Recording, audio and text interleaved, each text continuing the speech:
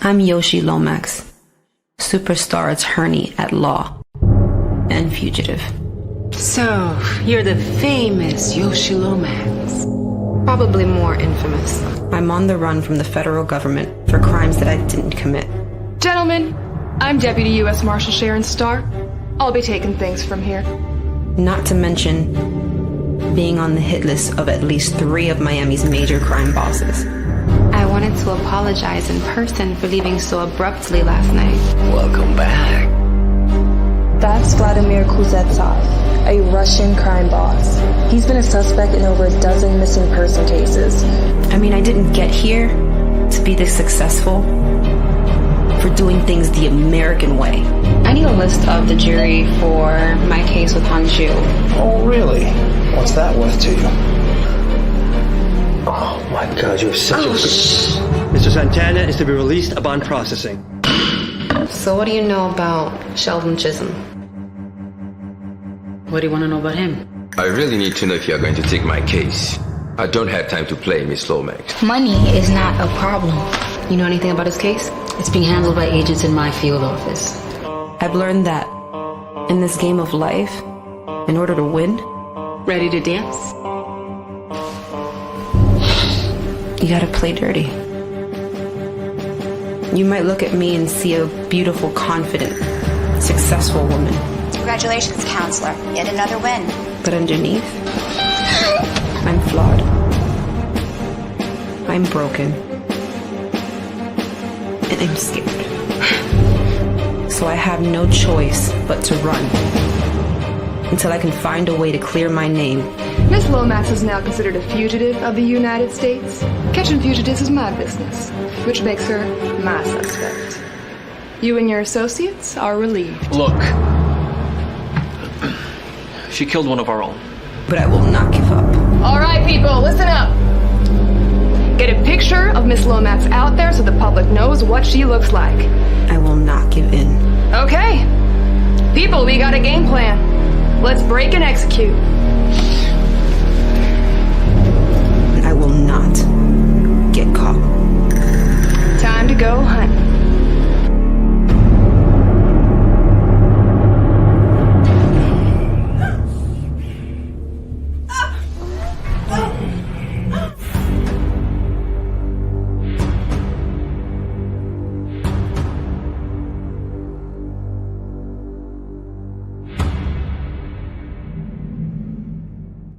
Chastity, the social media influencer and rockstar killer. Maria, from Miami. And Lucy, aspiring actress. Sydney, hip-hop lover and writer, so I'm told. And my quiet one, Mackenzie. Well, hello, ladies. I'm Bella.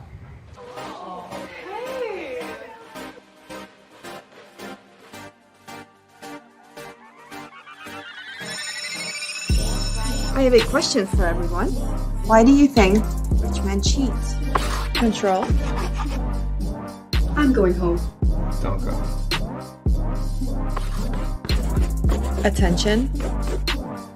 You bring the total package to the table. You just need the right friends. Are you my friend?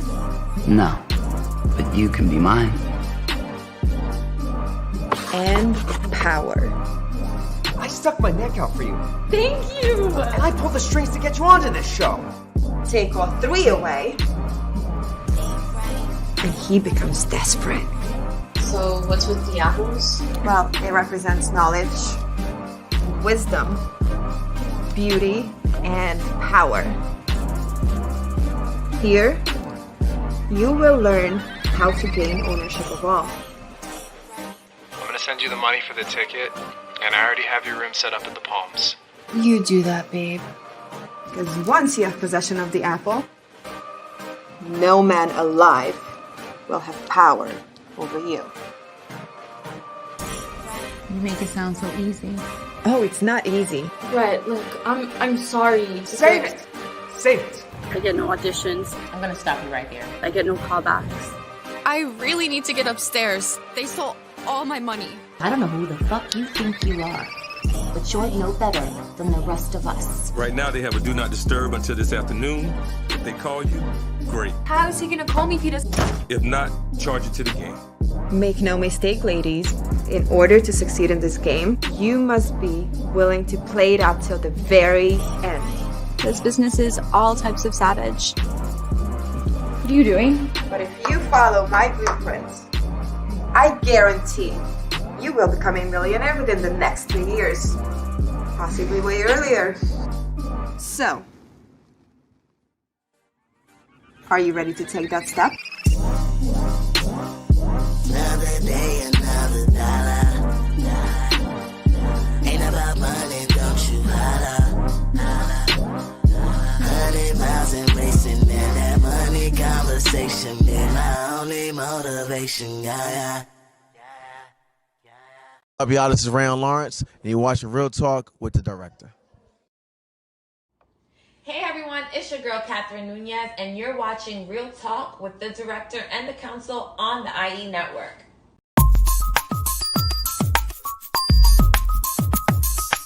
Real Talk. Hey, I'm Gina Lou, and you're listening to Real Talk with the Director on Dollhouse Radio. Hey, what's up? It's Logan Browning, and you're listening to Real Talk with the Director on Dollhouse Radio. Real Talk. Hi, this is Alana De La Garza, and you're listening to Real Talk with the Director on Dollhouse Radio. Hi, I'm Diane Franklin from Better Off Dead and Bill and Ted's Excellent Adventures. You're listening to Real Talk with the Director on Dollhouse Radio.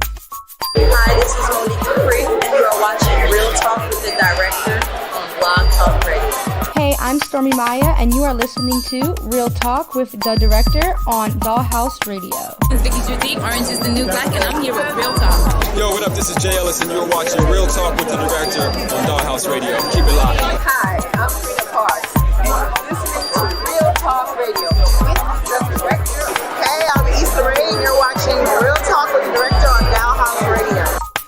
All I'm offering is the truth, nothing more. And nothing less. What's going on? Welcome to another edition of Real Talk with the Director and the Jedi Council. I am the Director. We'll be with you the next 120 minutes or so. And Real Talk brought you each and every Monday by B2S Media. We broadcast live via the World Wide Web on youtube.com/IE Network TV, the IE Network. And we also broadcast on Facebook, aka Meta, and Twitter. So, another Monday. Thanks for coming back. Of course, yo, we're getting close, man. Holidays are upon us, right?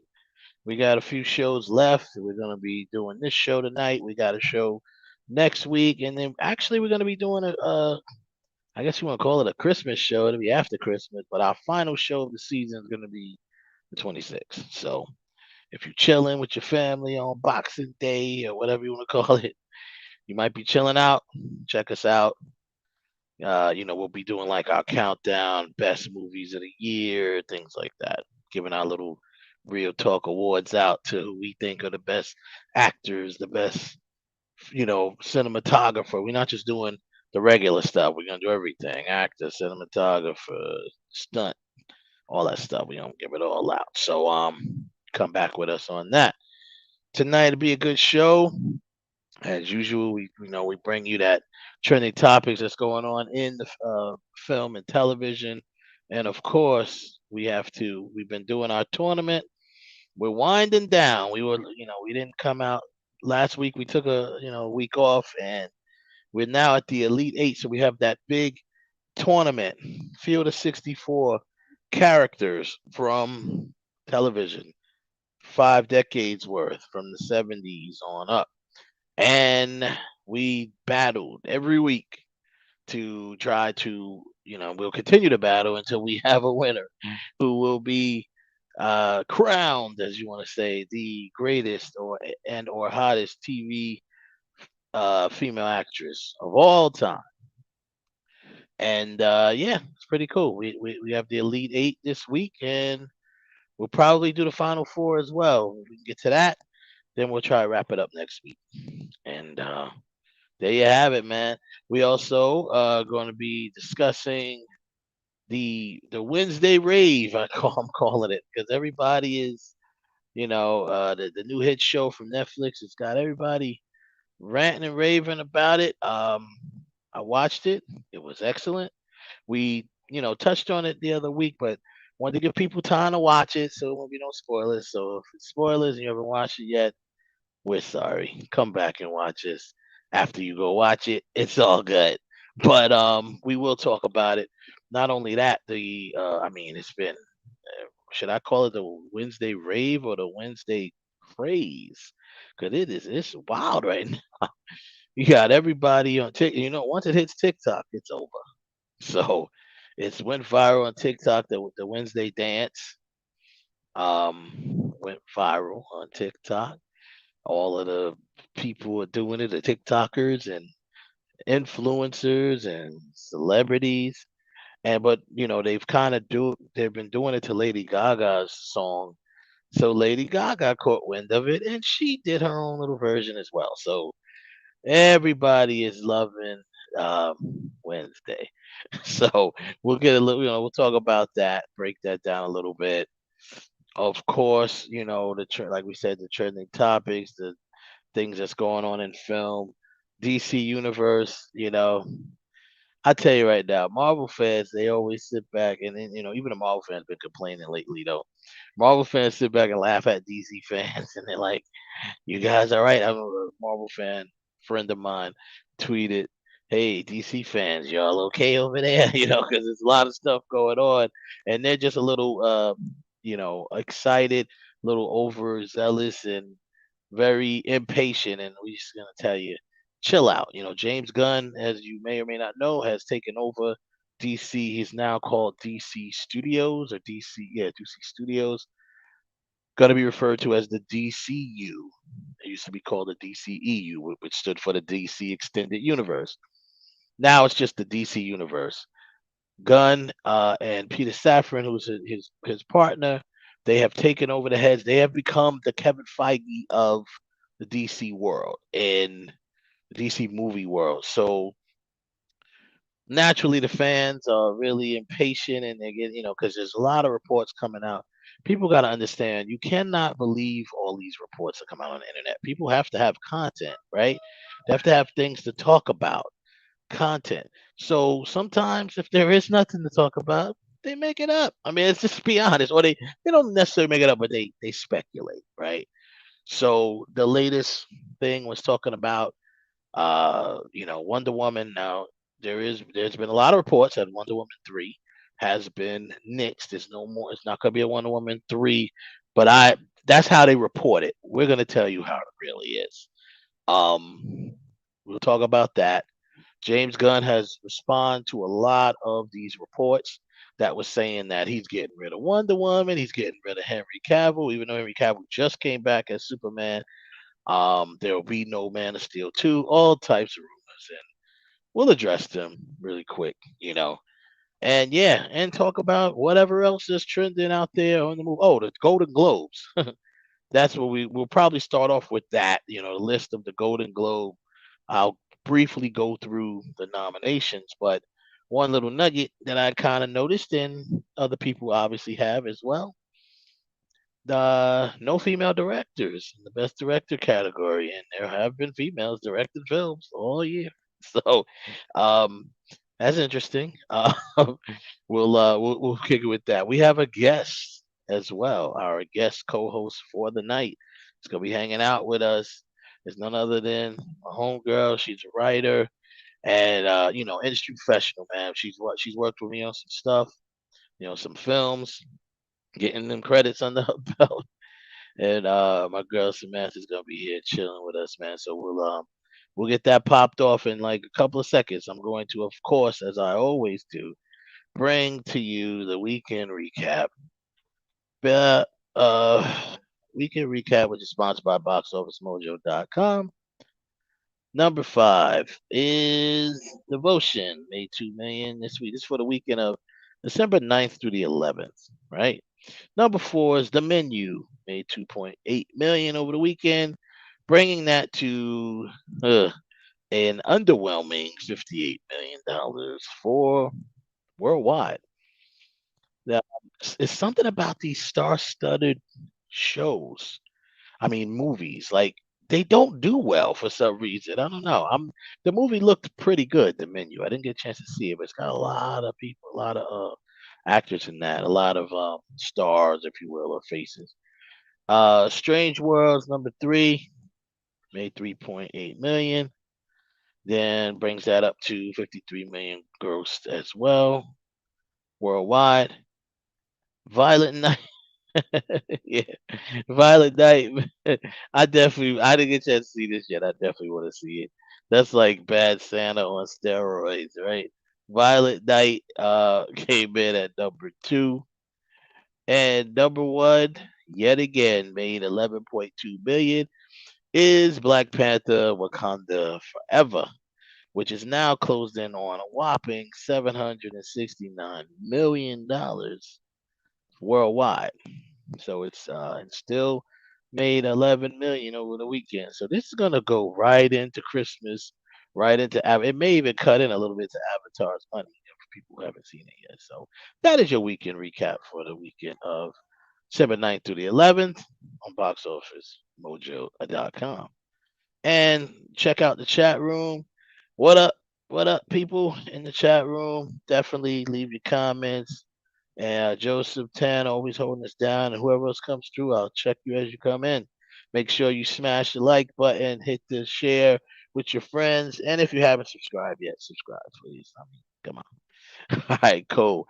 Thanks for watching Real Talk, the Director and Jedi Council. I'm the director, and I brought my Jedi Council with me. You don't believe me? Well, here they are. Ralph, Kev, y'all in the building. What's up?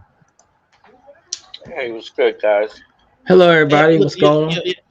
Your avatar look like you dressed as Bad Santa. What's going on? You gonna do that Violent Night thing? Nah, my legs don't work good enough for that. I can't chase nobody with an axe like that. Oh wow. Oh man, that's too much, dude. Yo, we actually it's funny. I'm gonna have to put this down. This is probably one of the first times that our female guest, no disrespect to any other female guest. It's one of the first time our female guest was like here, like at the beginning of the show. Like I didn't have to stall and wait for them to get their stuff together and their camera together and their face on and whatever else they gotta do. And I'm like, yo, I see her in the green room since I started the show.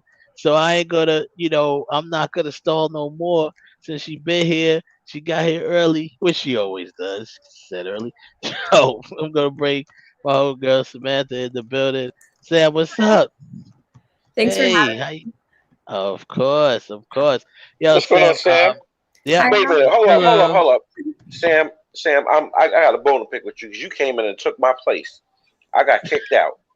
You got kicked out? That sounds like it's Wes's fault. Oh wow. Wow. Blame the director. Yeah, always. When all else fails. The shade is getting started already. Nah, it's all good. Yo, so Sam, these are my co-hosts, Ralph and Kev. And yeah, man, let's get it started. So how you been over there? Been good. Been good. Watching Wednesday, binging it. Again. Yeah, I love this show, man. It was really good. It was done very well. Yeah, it's really cool. I was excited to see it. I love like the fantasy genre. So yeah, anytime there's something that is good enough to become super popular, I'll always give it a shot. And I was really impressed with it. And the cast did such a great job. Yeah, I really did. I can't wait to get more into it and talk about it. No, exactly. I mean, hey, we could at least touch on it now, where it's like. So I remember, I did ask you once off air, this is like your first real experience with the character, right? Because you've heard of the other ones, like the movies, right? The Addams Family. Yeah, I've seen cool. When I think about the Addams Family, I think when I was a little kid, I must have seen a couple moments of an episode because I have an image of the inside of the house in my mind, but nothing other than that. No information. Nah, that's cool. Well, yeah, their house is a museum where people come to see them. They really are screaming. The Adams Family. That's from the actual thing. So, yeah, exactly. So I mean, yeah, that's cool. So yeah, the Adams Family itself. I mean, it dates back so far, right? And I've watched the first version of the TV shows of it. That they went black and white and all that, but it was a very cool show. It always was.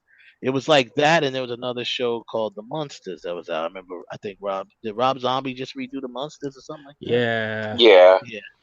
Okay, we won't talk about that. But The Munsters was another show. They both were out around the same time.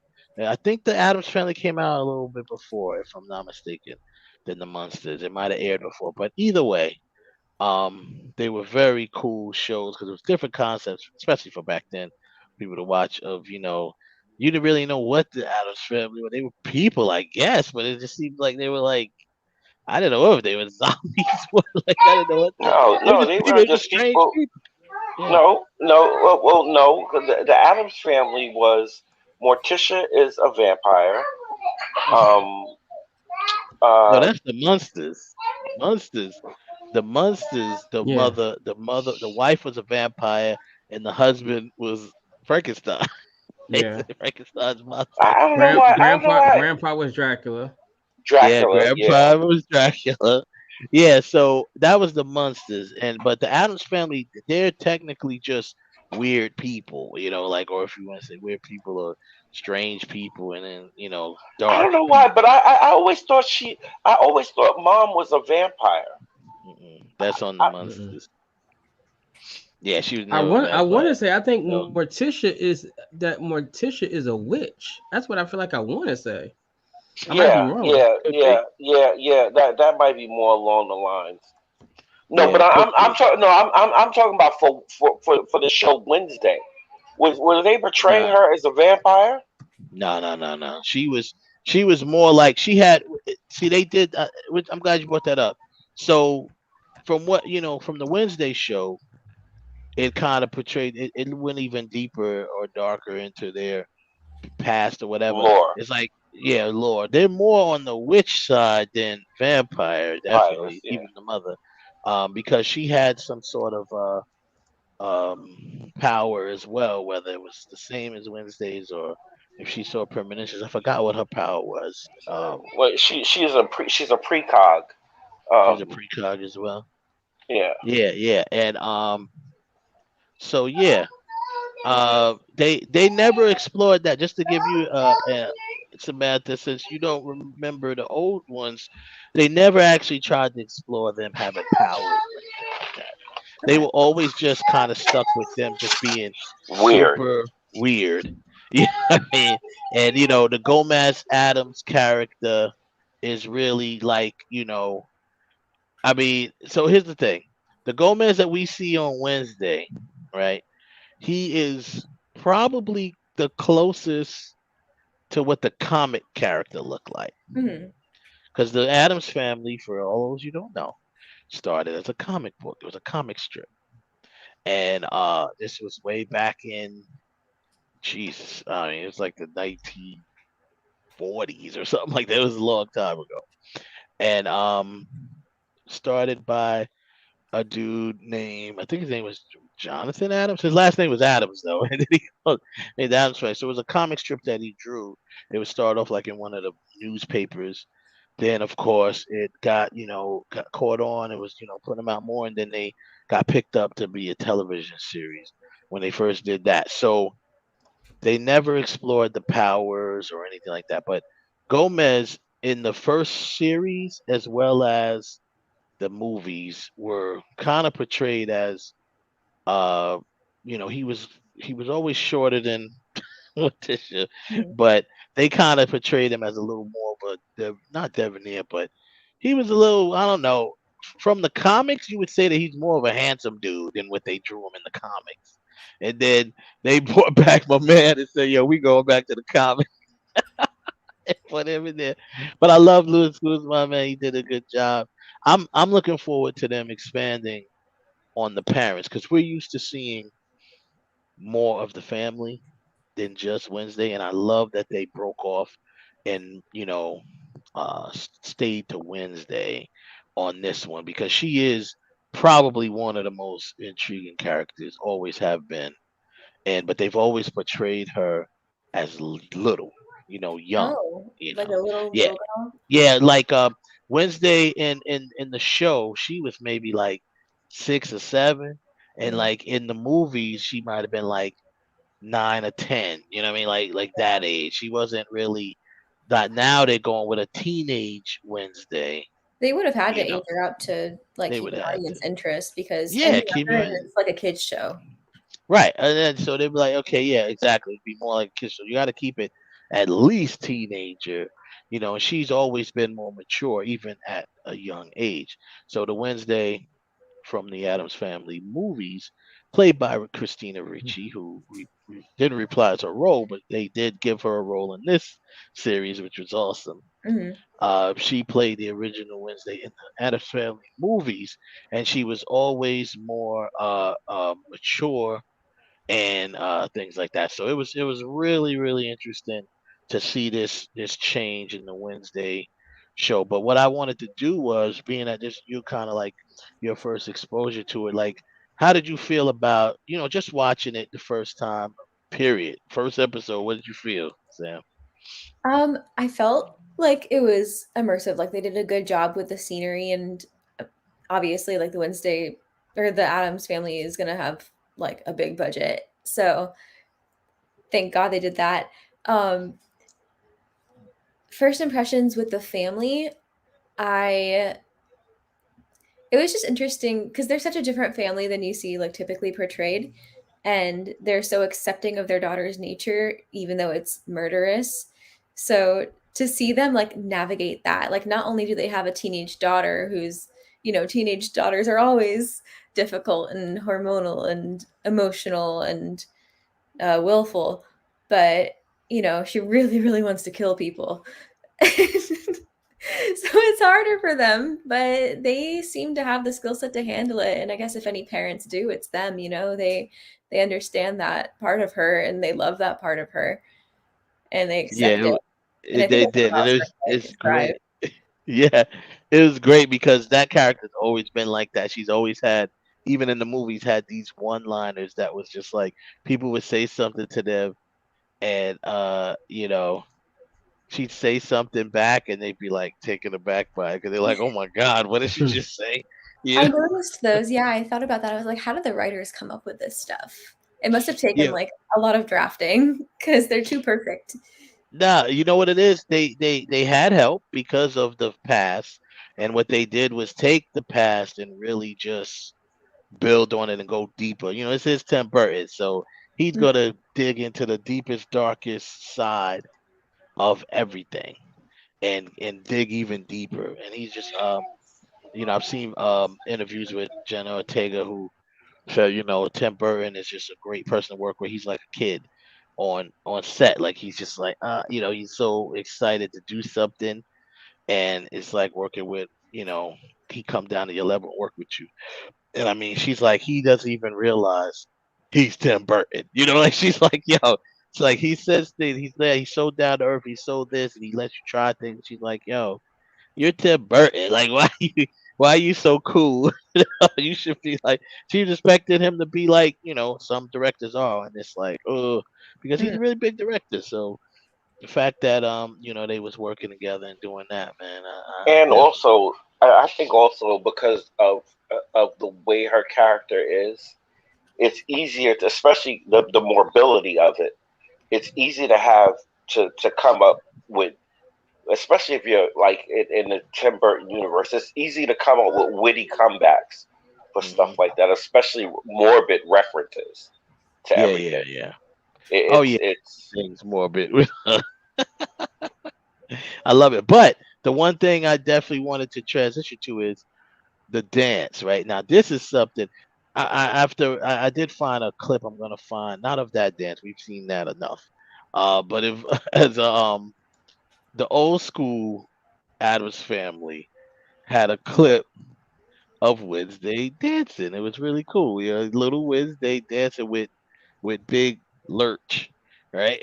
And it's just like, but anyway, the whole dance thing. Other than that, the whole dance thing was something that was never explored. I was very surprised when she broke into that dance. I was like, okay, that's what's up. You know, like it also signifies that she's older. She's a teenager now. So I guess yeah, I'm like, because to me, she's always been so morbid, so cold and dark. I didn't think she would even try to dance. She'd be looking at you like, "What the hell are you doing?" But she actually tore it up, you know, and everybody was looking like, "Whoa!" I thought it was gonna be like Well, flashback to that moment in I'm going back now. Can't Buy Me Love with Patrick. What's his name? Patrick Dempsey. Dempsey. Yeah, when he starts doing this, the crazy dance, and everybody started following him and dance. I thought it was gonna be a moment like that. Everybody's gonna start doing it.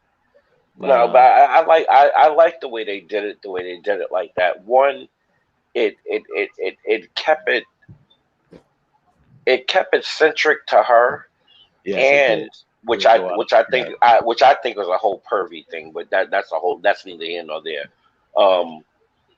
But I like the way they kept it centric to her and just her slowly starting to have it, like it reflected to how her character is on the show, how her character is slowly having influence on everybody else. I think that whole little dance number thing showed how she was slowly having influence on everybody, and how she was becoming more, how it was more so people were becoming more accepting of her than of them. Even Yeah, though it instead of was her conforming to around them, they're all just kind of accepted her, like, yo, this is who she is. But then they look like, at her oh, like, she's yo, cool. she's kind of cool, you know what I mean? Because as you know, when she came through, everybody's like, oh, which is weird because that whole damn school, a bunch of people were like vampires and werewolves and stuff like that. But see, here's the thing, and that was the other thing I wanted to note about that. I like the way they kept it. I like the way they kept her dance 60 central. They kept her dance yeah, more of they kept it more like if they would have turned that scene black and white, it would have been easy. It would have been easy for some of us to transcend our mind back to to our childhoods of when we were watching the Addams Family as kids. yeah, I agree with that. That makes sense. I mean, because especially with the there's one move in the dance where I say is definitely a nod to Gomez, and that's when she was doing this here, which that part right there, that was like Gomez and stuff was doing that type of deal when he was, that's the father, when he would there was moves like that he did with the mother. They'd always be, flirting, and so they kept that true too in the movie where I mean in Yeah, this series. the what's that dance called? Not the tango. That's What's it? Yeah, it might be tango. Tango. I think it was tango. yeah. But They took elements of that, and they took elements of the old. Because remember how back in the day, when they used to do the mummy dance was that quick back and forth. At first, I thought it was a nod to Michael Jackson and Thriller, but then I was like, nah, that's the mummy. yeah, That's the that's that old. mummy dance, the whole thing what she's doing with the hands. He Yeah. also does. So There's a little moment of callback to Christina Ricci dancing too. yeah. So that's really cool. I thought that was a cool thing. And when the moment she broke into this move, I was like, okay, there's a little Gomez Adams right there that she kind of threw in there, which was, I thought that was cool. It was really, really interesting. Like I said, I was not expected, threw me off completely. Yeah. But and as we know, that becomes this big thing now, right? This big trend that's been going on all over everything. I think the coolest part is that she choreographed the entire thing herself, Yeah, and that was cool. really committed to the role in such a physical way and did her research and Yep. like figured it all out. I'm excited to see what she does next and where her career goes. She's so I mean, so she's dedicated. very talented. I mean, she's already, done some decent, some nice roles, and this is like her leading this whole thing, So, this is really like her lead role, right? She's been in other movies where, she wasn't per se the lead. She showed up. She was in Scream, the last Scream. Um, she was in. Now I knew where, Kev, you'll know this right away. I knew her from somewhere, right? And I've seen her in other movies, but what I couldn't put my finger on. So there's this movie, uh, the movie X, the movie called X, and Yep. I was like, yo, that's her. I didn't even. I'm like, yo, she was the one who was the dude's she was like the boom operator or whatever there, right? Like the dude's girlfriend or whatever. So yep. Yeah. So anyone who hasn't seen, you don't know what I'm talking about. There's a movie out there. The movie was just out in the theater called Pearl. That is the prequel to the movie X, right? So And if you did not see that movie in theaters, you missed out on a cinematic wonder. That movie was beautiful. They shot that really nicely. It was so like Technicolor, like old school shot, and like made it look like Technicolor film. It was really, really beautifully shot, and the film only had about 5 or 6 cast members in it. It was very, very, and it was an indie film, so it was shot, minimal cast, one location for the most part, and really, really cool. It was really about like a group of like young adults, and they were trying to break into the adult film industry. So they're in Texas, and they went to this farm, that they, supposedly the dude who was like producing it, he set it up where he's like, oh, we got this space, perfect place to do it. It's like, an old man owns the farm. He never bothers nobody, and we can go there and do what we got to do. So it's like a small crew, small film crew. It's like the dude who's the producer. You had the girl who was like the star of the movie. You had two females that was like the stars of the movie. One dude who was actually played by Kid Cudi, right? Kid Cudi play him. Kid Cudi plays this guy who's the one black dude in there who was like the guy. He was gonna be just the guy of the film, and then you had the filmmaker, the director, and his girlfriend, who was kind of like the boom operator and she just kind of did everything else, kind of like Sam, like Slash. They doing everything, She's holding the boom, she's doing, stuff like that. So, but that character, if I'm not mistaken, that was Jenna Ortega, that character, and I was like, yo, I knew her from somewhere. So very interesting film. I ain't gonna tell you no more. Sam, check that film out if you ever seen it.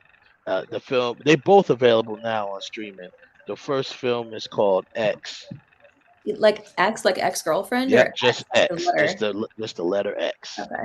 That's what it is. Yep. And because I don't want to even tell you anything about what happens the rest of no the spoilers. way. No spoilers on that one. Just I'll call you watch after I it. watch it. We'll talk Yes, about it for 3 hours. just watch. Exactly. Just watch it. Trust me, it's a lot to talk about. It's fun too. It's fun film. But and then the prequel to that is called Pearl. So, and you won't really. I mean, I guess you can watch Pearl before X, but I would watch X first because then you would understand right out the gate what Pearl is, because Pearl is one of the characters from X, but it's when she was, it's a prequel. So check that out. But that's where I saw Jenna Ortega, and she was she was in that, and I was just like, yo, I knew her from somewhere. I couldn't place her face, when I saw her. But she's a good.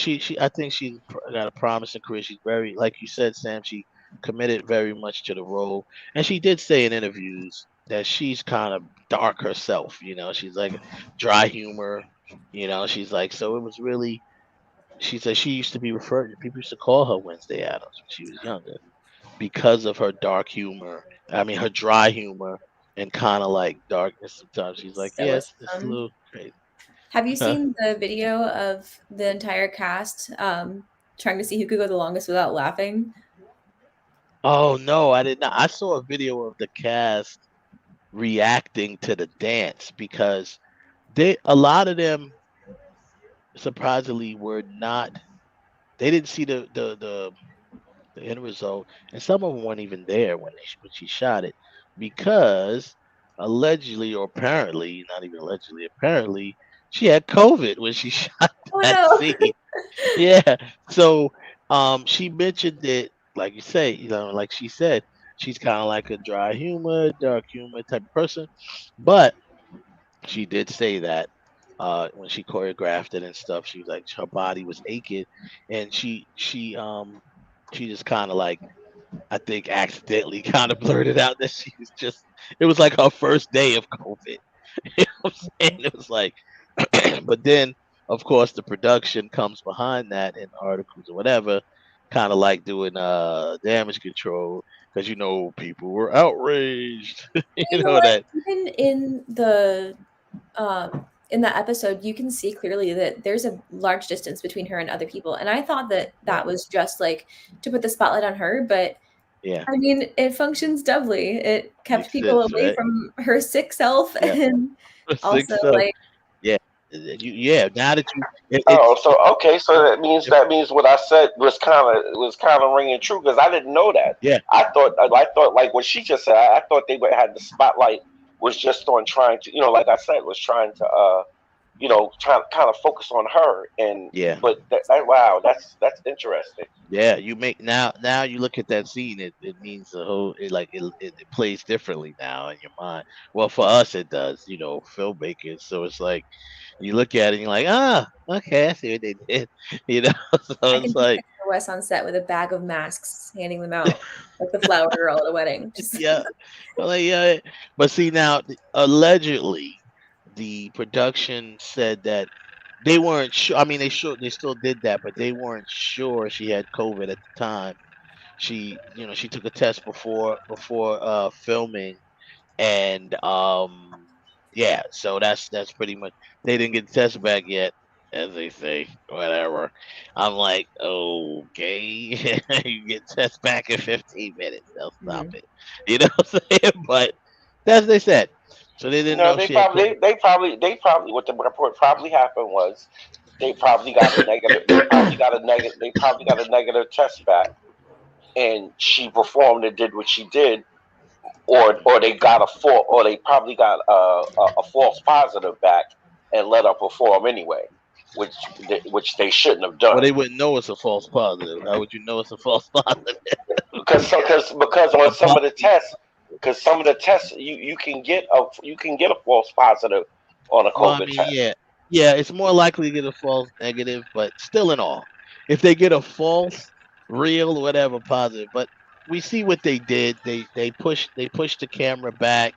You can tell that they flipped the camera around to show the dude dancing with her, but he wasn't really actually dancing with her most of the time. You can see like it was flipped from to her perspective, showing him. Yeah, this was He like chick, you got COVID, stay over there. stay your ass there. You dead. You doing the COVID dance. Stay keep over in there. mind that he's possessed by a monster or something. I know, right? Everybody been done by a monster, but yeah. But yeah, so now that I look at it after I found out that piece of news, I'm like, okay, I see what they did. But I mean, of course, the outrage was, the fact that they let the production go. But I think after that, they started shooting other things and they let her, they didn't shoot her anymore. I was thinking about So that, but there's not much that she's not involved in, so that must have been tough for them. yeah, it's not a lot that she's not involved in. You're just talking about, not a lot. She's in a lot of scenes, almost Hmm. all of them. She's in almost all of them. You want to talk except for like the flashback stuff with Gomez and Morticia with the fight and the sword fight and all that stuff. That stuff, but that's probably no more than 2 days of shooting. You know what I But mean? she but The she did have stunts. a lot of scenes. I mean, the good part about it was if they did really have a COVID issue with her, she had a lot of solo stuff to where it was just her. Yeah. So She did. It's like they could her have thing. yeah, they could have really shot around her being sick by just shooting her scenes with just her. I mean Yeah. that's limited exposure to the crew Yeah. if you're willing to take that chance. Right. Once you shoot everybody, once you get everybody their tests and that come back, it's like, all right, let's go. I mean, right, Sam, we had a COVID scare. Right? Like we were filming one of Kiki Swenson films, and yeah, we had a COVID scare. More Oh than a man. scare. It was more than a scare. It was like, oh man, Yeah. we was ready to pack up and go home because it's like, yo, if one other person have it, we're done. We Right. go, Had to this is done. recast somebody. Well, not Yeah, recast. Like we basically. recast, but he had to leave the production because we had to keep shooting and we had to just do like some rewrites to kind of like write his character off in a way. And yeah, it was really challenging, but Yeah. that's what happens when this is the second time that's happened to me when I was shooting a film with Alice Reyes and Trouble. Um, she was down here and had a COVID scare herself, where because one of her good friends called her and was like, oh, she was just with him like over the weekend, and he's like, "Oh, I got COVID. I just want to let you know, so you can go." Take it. She was like, "Damn it!" She was mad because she was just so mad because she's like, "Yo, we're not gonna film this because I don't play with that stuff." I was like, "Yo, I know you came here to shoot, but if you got COVID, that's it. We're not even gonna attempt to do it, And most of her scenes was her character alone because she's playing two characters to be honest, but she did have to still have like all we needed was a body double, not a body double, but just like a stand-in, someone who could play the double while we shoot one side of her. She's like having a conversation with she's playing both characters, so she's having a conversation with herself. So one side of the table, but we need to have someone there for her to act with, and eye level and stuff like that. So um I wasn't even gonna put that person in risk. That's not right. You know what I What mean? about her friend in the one who gave her COVID? No, he wasn't. It wasn't him. He was back in New York. This was she came here to Atlanta. The guy who gave her COVID was back in New York, and then so her and Philip, our sound guy, he both, they flew in together, and that he's friends with the guy too, so they both had to go take like emergency COVID test. She had to pay out like $200. She went and but she was negative, so we were shot. But yeah, it's cool, man. Those COVID scares are crazy, man. It's still very much COVID compliance. I thought it by now because the COVID started to go down a little bit or whatever you want to call it. But COVID compliance officer is still a very important uh role on the film set now. So Also, I don't think it's going anywhere. if the filming's in LA, I mean they're crazy about it in California. They have like some of the strictest COVID laws in the country, or regulations, not laws. But What in California? What did you say? yeah, I was just saying if the filming's in LA, they have some of like the most strict COVID laws or regulations. Yeah, At they're least in very this strict. country. Obviously, nothing like China or but No, they're very strict. You're right. They're very strict out there. Like, I took the whole COVID compliance officer, class or whatever. Yeah, California has very strict rules, and every state has their own set of rules. Florida, they're like, so what? What's COVID? That don't mean nothing. don't even Go start. ahead and shoot. That's not what we're here Go to talk about. you know what I'm talking about. So anyway, that's what's up. Yo, so in other trending topics, what was I saying here? So okay. the Golden Globes, right? Golden Globe Awards nominations came out. When did they come out? Back in January? No, that's for January. Whenever the hell they Today. just came. They came out They today. came out today. They just came out today. I thought it was like 2 days ago. Today. So anyway, it's today. No, it's today. Golden Globe nominations are out. I've seen before we get to the no female director thing. We'll just kind of talk about it. It looks like who's nominated for the most? Ralph, do you know? Is it Dama? That I don't know off the top of my head. I had to take a quick look. So I mean, as I scan through it, I see the Dahmer, best performance by an actor in a supporting role, limited series anthology. That's for Dahmer. No, this is just a thing here. F. Murray Abraham, The White Lotus. Okay, but as I'm Seth Rogen and Pam and Tommy. Okay, interesting. Oh yeah, Seth Rogen played like their best friend or whatever, or their good friend in there. So I'm just scanning through it and I'm seeing there's Niecy Nash, the Jeffrey Dahmer story. She's got a nomination for Best Supporting Actress, which is cool. These are just names that's popping out to me. Of course, there's so many others. Best Performance by an Actress in a Limited Series.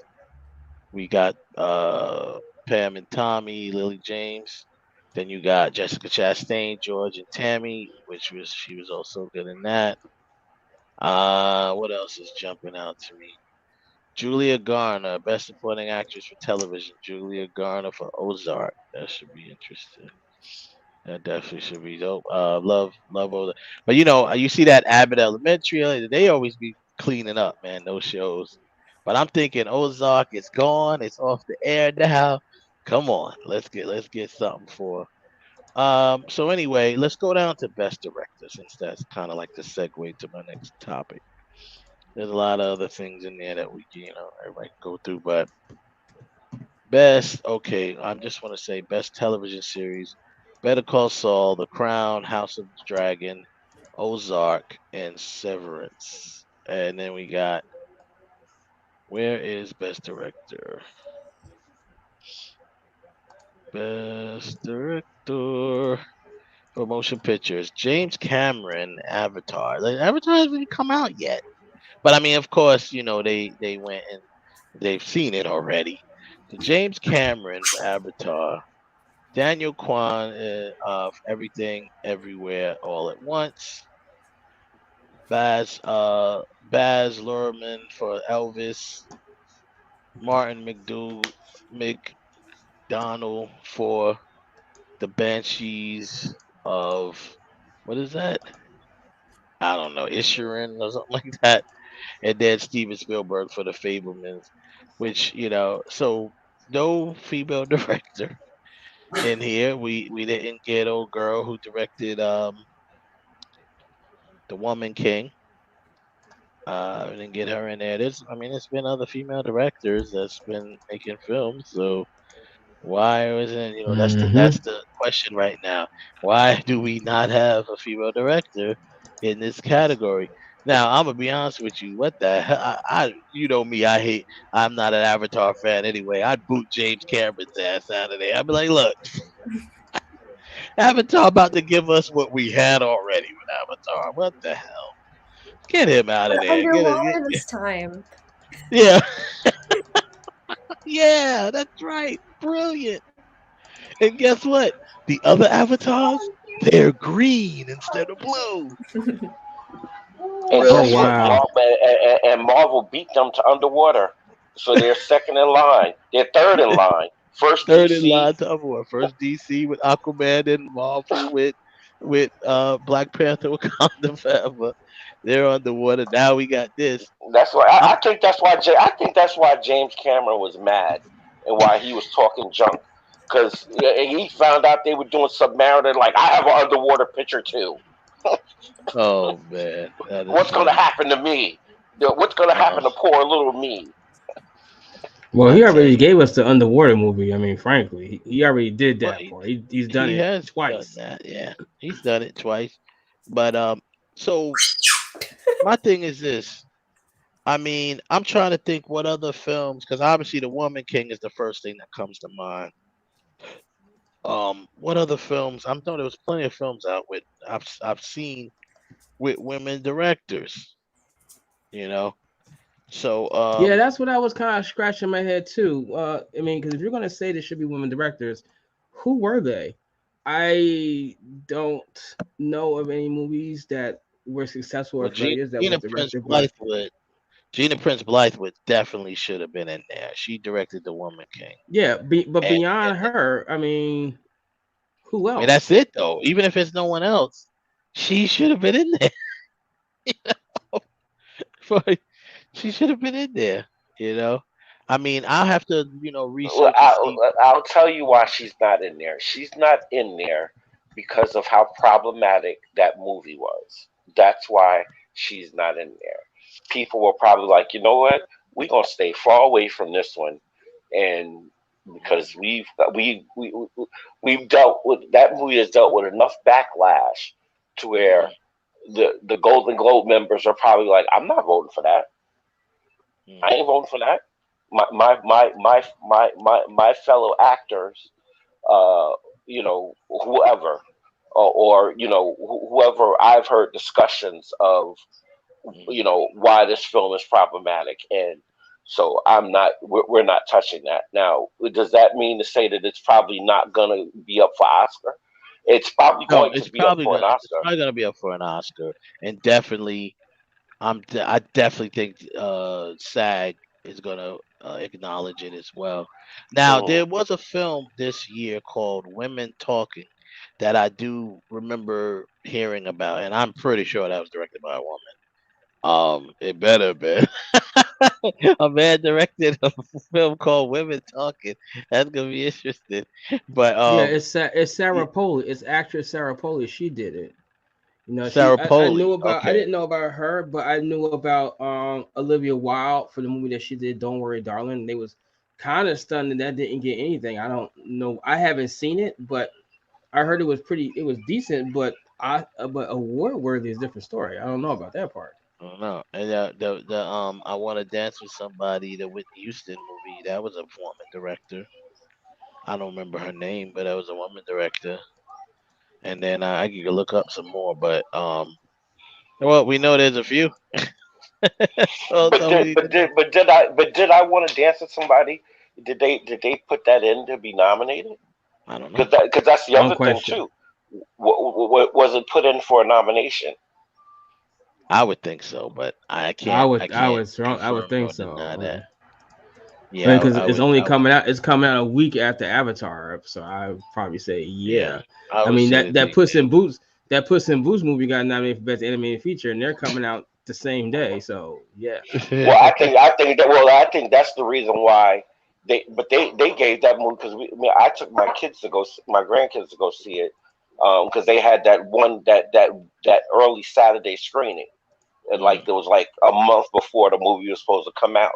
They had that early Saturday screening. I think that's why they did that, so they can okay. Here's our little film.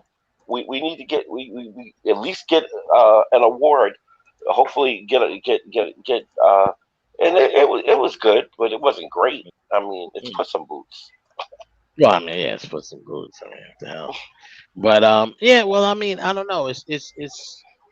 But the bottom line is this: the Golden Globes have been, the foreign press, right? They're the foreign associated press, whatever, that kind of makes the nominations and the selections for the Golden Globes. Like they've been under Oh, and fire. that's the other reason why the Woman King wasn't going to get nominated.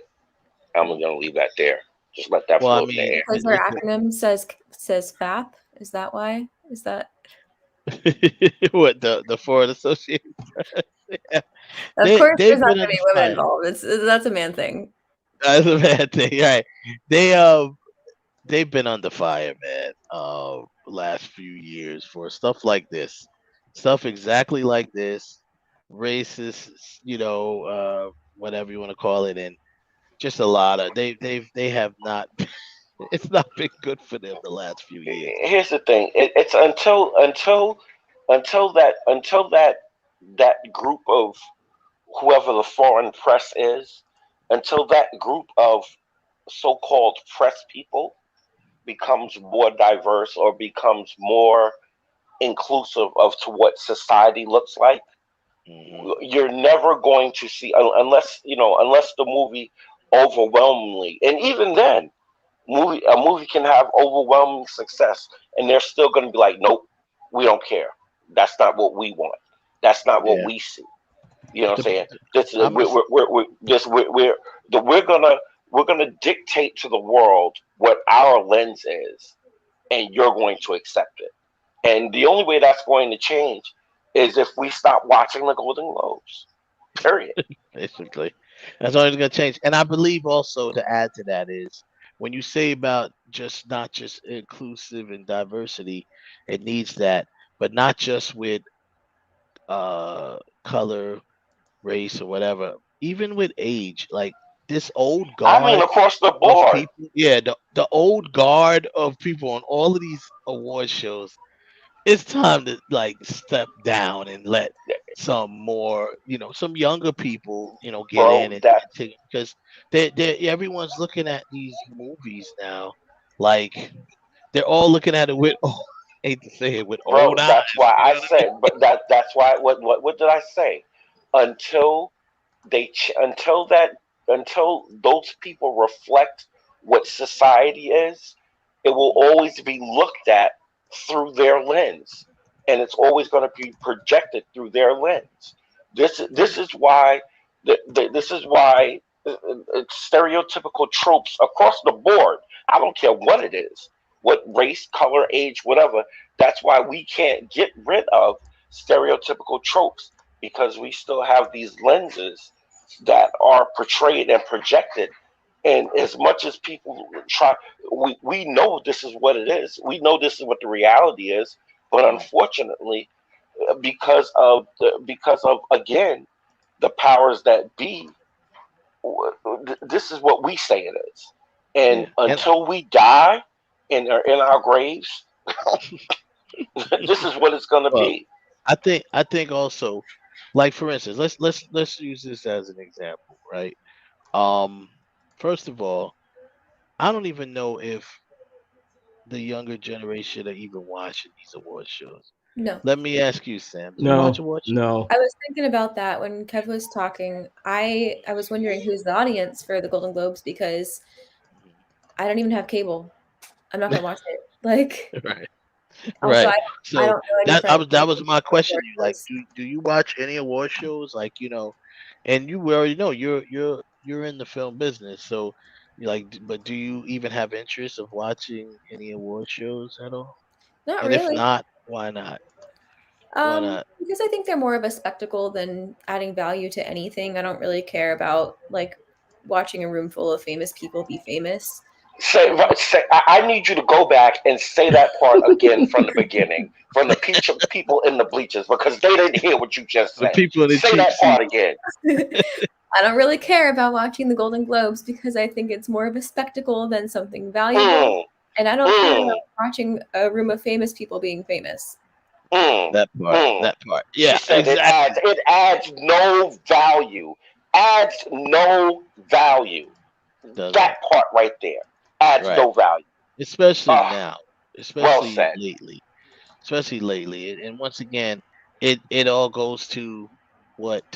See, all of these award shows were created when Hollywood was so in love with Hollywood. You know what I mean?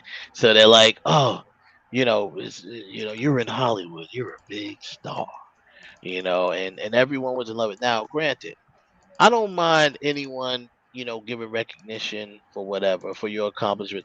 The reason what I like most about the let's say the Academy Awards is because they award people.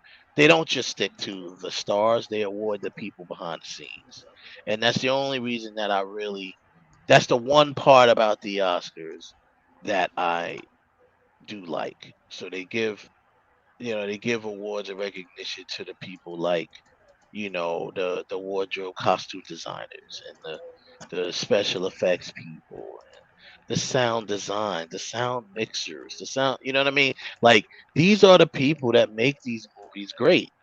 When they are great, these are the ones that help really make it great. So they're the unsung heroes. And to me, they're the ones that I like to watch the Academy Awards for, because I'll look at a film and be like, the production design on this was really good. And if that person did the production design, it's like, oh, okay, cool. They got that recognition for it. It deserved it. Like something like that. Now, one of course the sizzle that they sell is the celebrities, the big stars or whatever we want to call them, movie stars. But it's the temperature and climate of it is all changed now, because there is I literally have to say this, because more so I'd say like your generation, Sam, like they don't really look at things like that, because they kind of look at everybody equally, like, right, you know what I mean? So it's like kind of like that generation, I always say, they don't really put levels and stuff like that, or like that. They kind of just like, you know what I'm saying? Like they're all kind of like people. They're the same, right? Honestly, I So think we're all just kind of tired of it. Like, yeah, you see it everywhere. Like, we're just constantly bombarded and have been since childhood with like the tabloids. I mean, I know that like gossip rags have existed for forever. as long as Hollywood has existed, but I Yep. think like the prime like heyday of like gossip columns and tabloids and everything was early 2000s when my generation was growing up. Yeah. So I think for me, I can't speak for everybody, but for me, I feel like the whole celebrity, like the entire idea of celebrity is just tired. And that's because, again, because the age that we live in now, because of the YouTubes and the TikToks and the IGs, there are so many different forms of being known and being, well, let's just call it what it is, of being celebrity. Now it's not limited to Hollywood. Yeah, it's oversaturated. The award the award shows, I think the award shows lost their luster in the 90s. I think after the 90s, late 90s yeah. going into the 2000s. When she mentioned that's kind of like the heyday. I think it was also the heyday of gossip rags, because it did start to get digital, and that was like the beginning of blogs. So like blog sites started beginning around.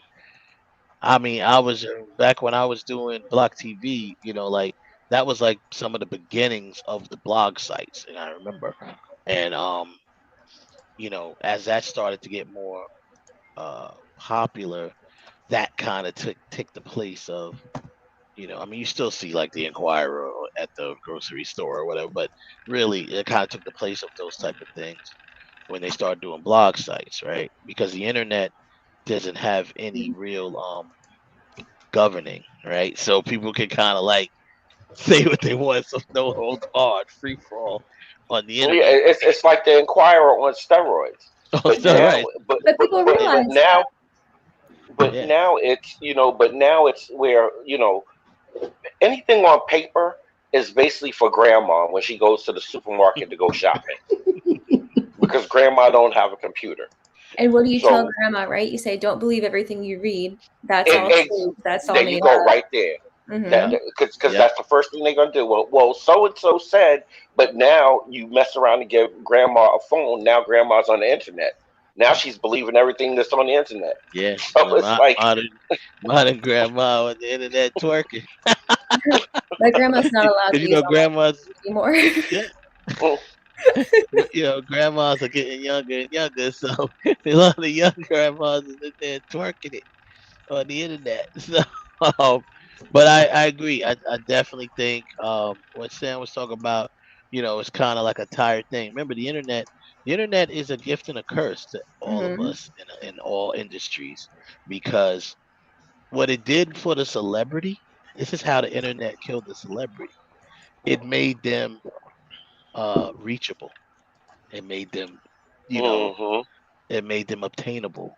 More accessible. More accessible. That's the word I was looking for. The mystique behind being a quote unquote celebrity was part of being a celebrity. The fact that you didn't see him all the time. So when you saw them out in the street, it's like, oh, look, it's so and so. Or if you didn't see them, you didn't hear from them, you didn't know what was going on in their life except for whatever maybe the papers or the news or the tabloids might write. But the internet took it to a new level. It gave you what I always tell people, it gave them a press conference in the palm of their hands. You know what I'm saying? So whatever they want to say or whatever they're thinking, even if they really don't want to say it and probably shouldn't say it, they're like this. They're typing it out, and the next thing they're being canceled or something. But the whole thing, because I mean, half of the things that people think or even say in whatever comforts of their own home, you may The not court want of to say public it. opinion. Well, May not want to and say that's the that other thing. on the internet. Yeah, and that's the other thing. That's the other thing that affects celebrity is now the court, the so-called court of public opinion, which is no longer so-called. It's a very real thing. As whereas before you were limited to your mailbox or to the water cooler. Now it's like you can bypass before you even get to the water cooler. You're on Facebook talking about excuse my language, but fuck Brad Pitt. Brad Pitt ain't shit. Why he do that to her? Right, exactly. So that's pretty much how that happened. But that's just how it is. Video killed the radio star, and the internet followed suit.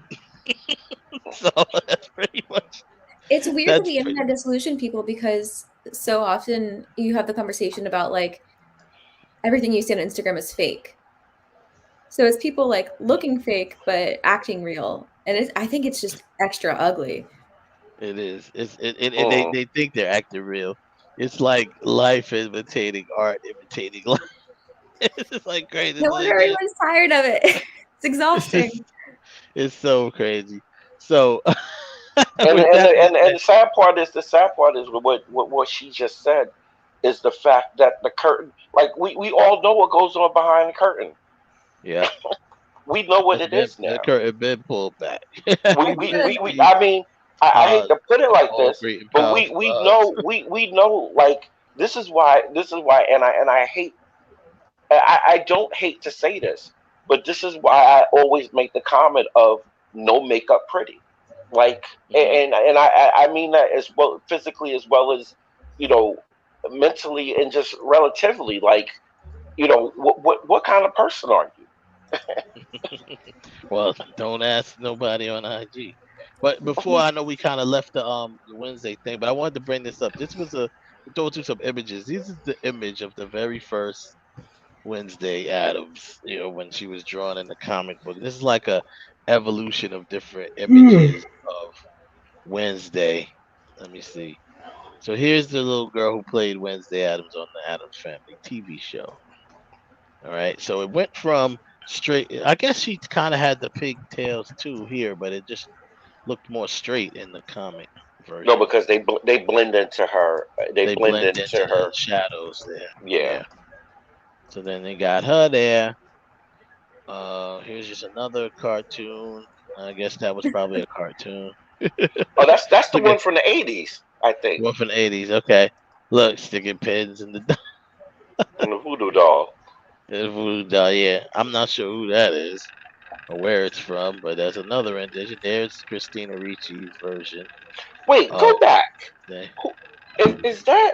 Oh no, never mind. That's not her. Christina Ricci's version of it from the Addams Family movies, and there's yet another animated version of Wednesday, and another one. But Addams Family. Where are all these animated versions coming from? I only know about the recent movies with Charlize Theron.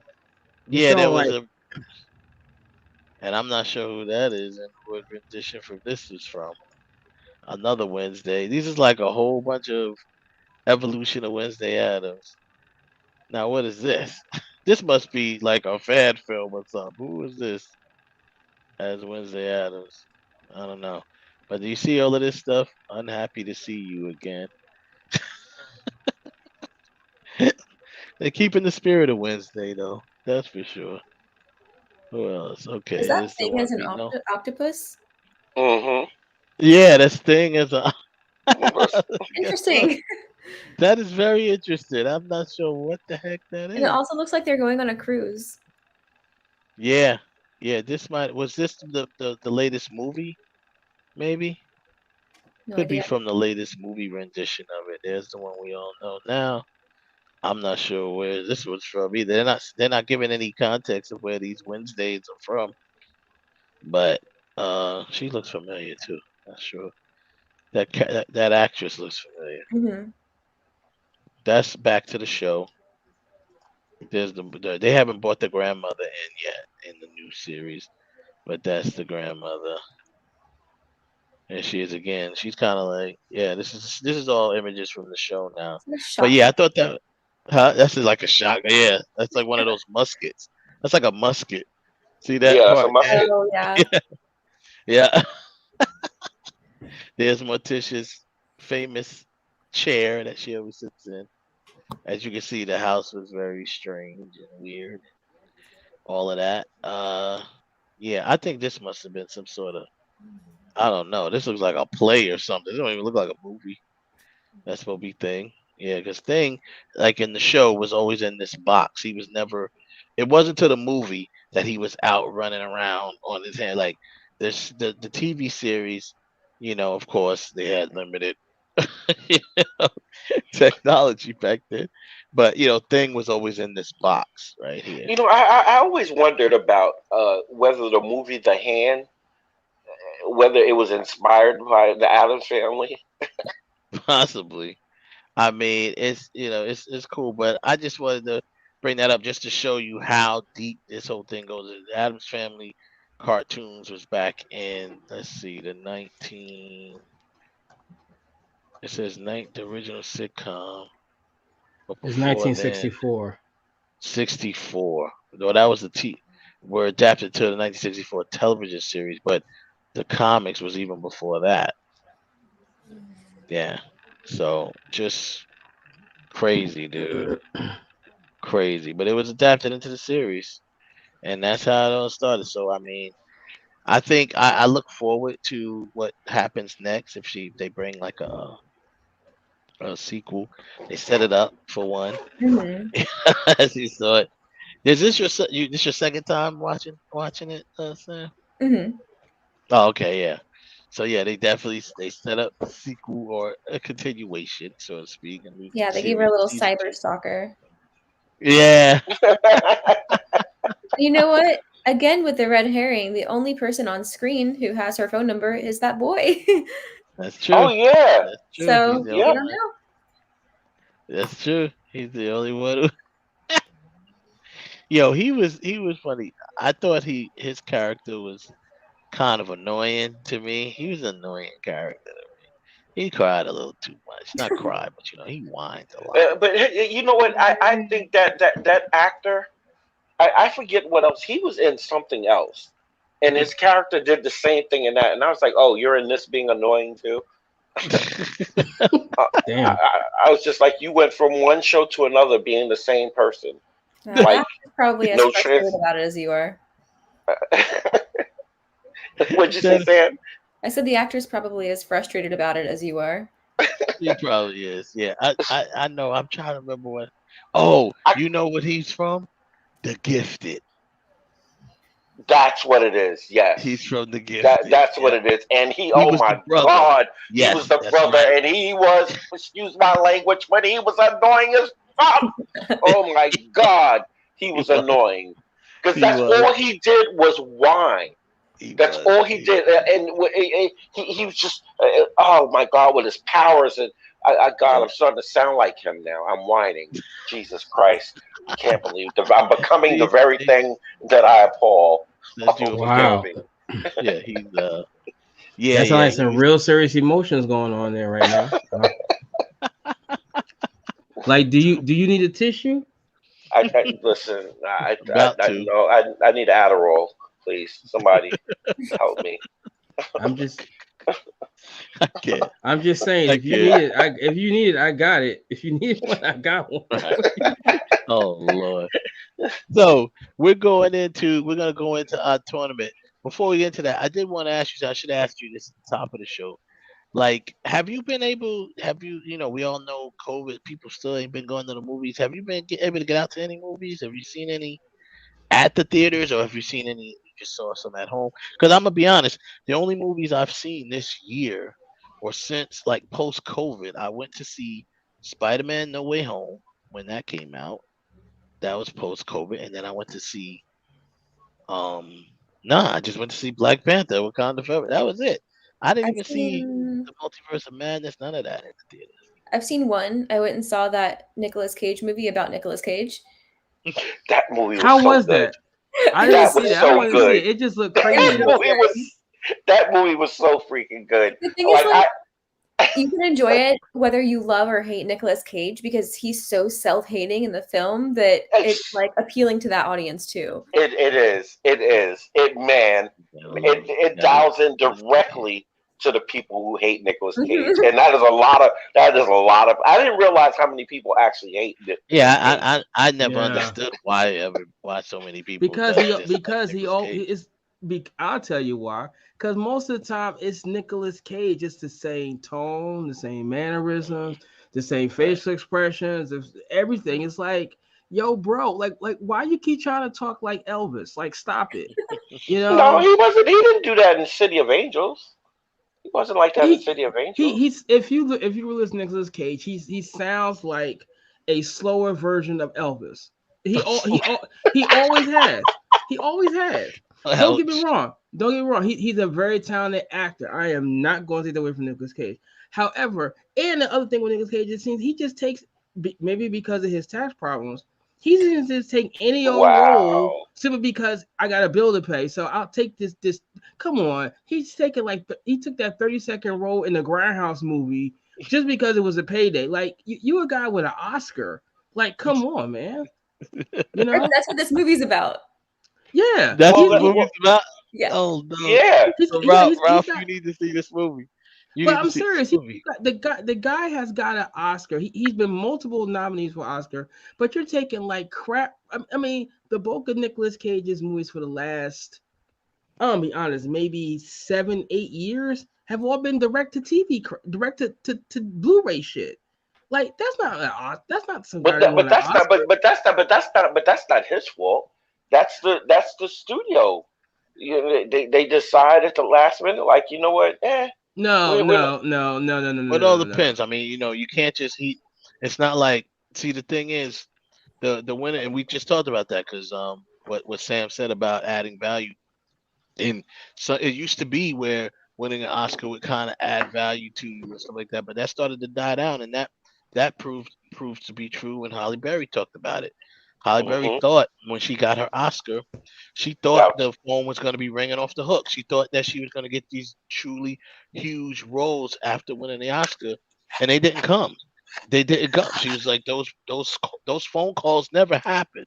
So the mystique, I mean, look at Cuba. That is a prime example. Cuba Gooding Jr. I mean, look, the guy at the Jerry Maguire, I'll give him as good as he gets. I might give him five good movies after he won the Oscar. But a couple. A couple. But the bulk of his stuff. I mean, listen, I love Boat Trip. I like Boat Trip, but it is a horrible movie. I'm not even gonna lie, it's horrible. But no, it's not. It's not a horrible. How you gonna like the movie and say it's a horrible movie? Boat Trip was not a horrible.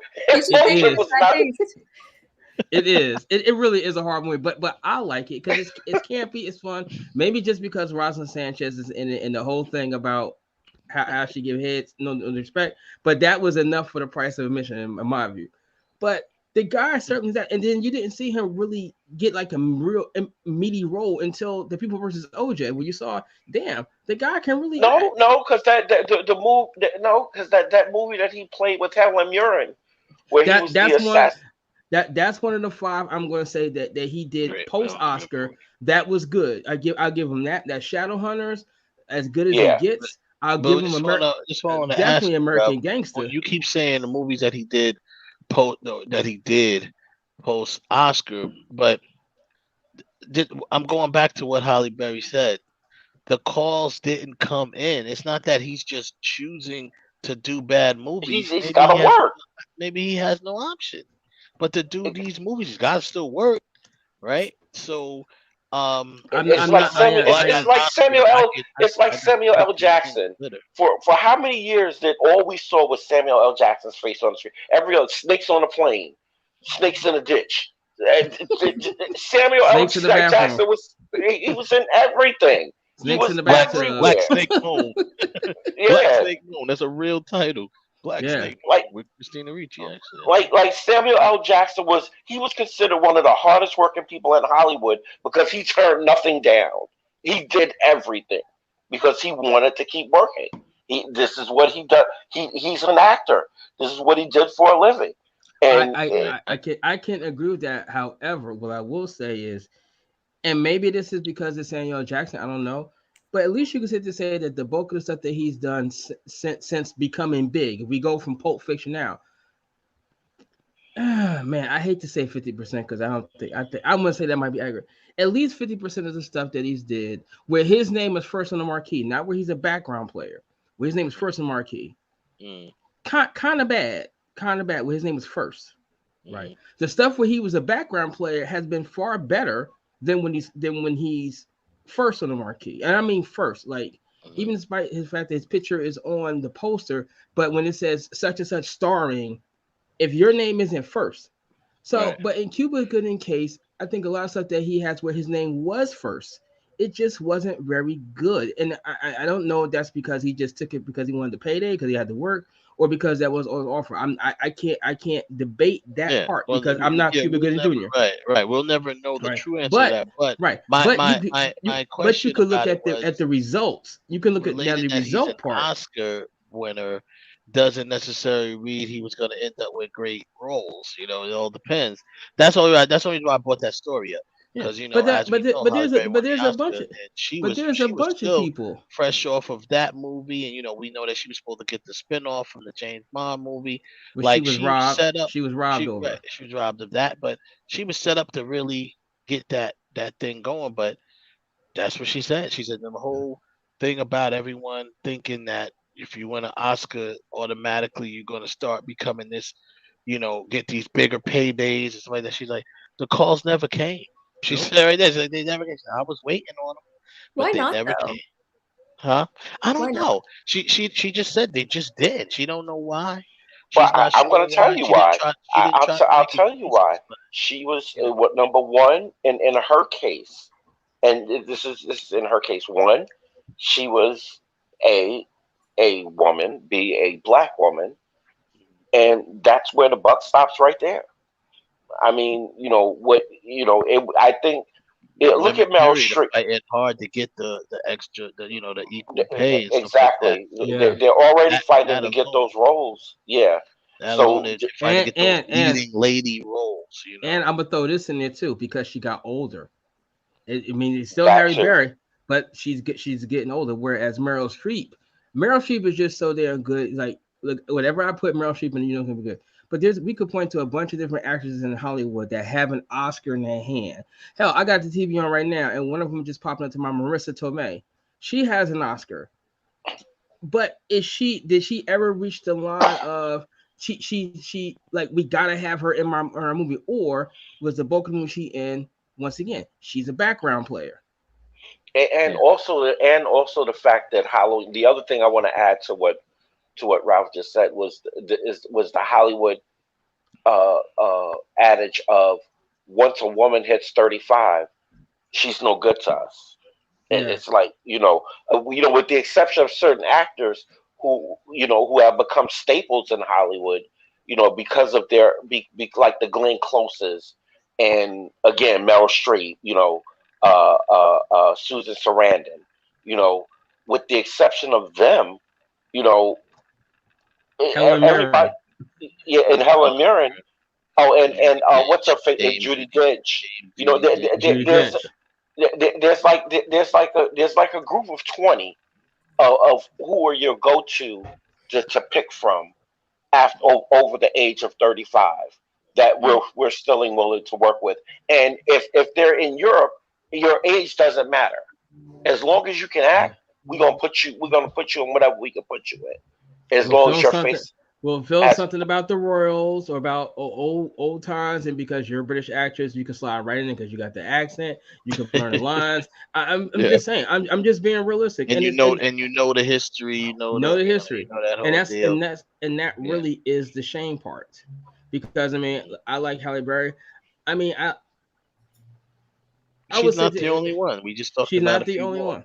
But yeah, I think to directly answer your question, Sam, of why I don't know why, you know, that's something that Kev brought up is definitely a factor, you know, and she doesn't even know why, because I read that whole article with her, and she's like, I have no idea why they did it. They stopped. I was fresh off the Oscar, and I was waiting. And you know what? Oh, I'm gonna add another factor into it too. She probably told somebody no behind the scenes. Possibly. And that probably added to you know, the stigma of she's difficult. Yeah. Well, there's this thing, and I'll give you this firsthand. Well, not firsthand, secondhand, because you know, the agent. I just signed with an agent recently, right? And he talks to me all the time. He gives me a lot. Thank you. He gives me a lot of like insight on that. He's a straight Hollywood dude. It's funny because he's from New York, so he doesn't really fall for the BS of Hollywood. He tells you straight up, the place is BS. He's like, you gotta know how to swim with these sharks, period. And if you don't, you're gonna get eaten up. He's like, and the thing is, he confirmed what we all knew about that country club that Hollywood is. It's like this country club, and it's like if they don't like you, literally, if they don't like you, you're not gonna get work out there. Yeah, you're not gonna get work out there. He's like, they gotta like you, and if they don't, it's like a country club, and you have to go in.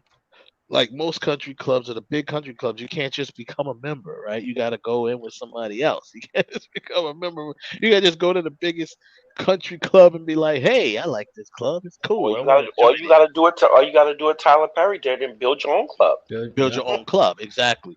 But if you want to be in this country club that they call Hollywood, you know, you gotta go in with somebody else. Somebody has to kind of recommend you, and they vouch for you, or whatever the case may be. Then they bring you, you meet people, and people like you or they don't. You know what I mean? And like you just said, once they label you difficult, that becomes a whole nother situation. Unfortunately, especially for women, and especially for Black women, to be honest with you, because at that point now it just becomes this whole another thing, and then people don't want. I give you a quick example on the lowest level that I'm still talking about with my agent. He's like, he was dealing with this actress, and this actress, I don't know, they had some sort of situation. He's like, yo, he calls me up because first he's like, hey, you can help me, maybe put her in some indie films, let's get her a little more work, blah blah blah blah blah. All right, cool. I could do that. I could help out. She did something, that rubbed him the wrong way. I don't remember what she did, but something that she did that ended up rubbing him the wrong way.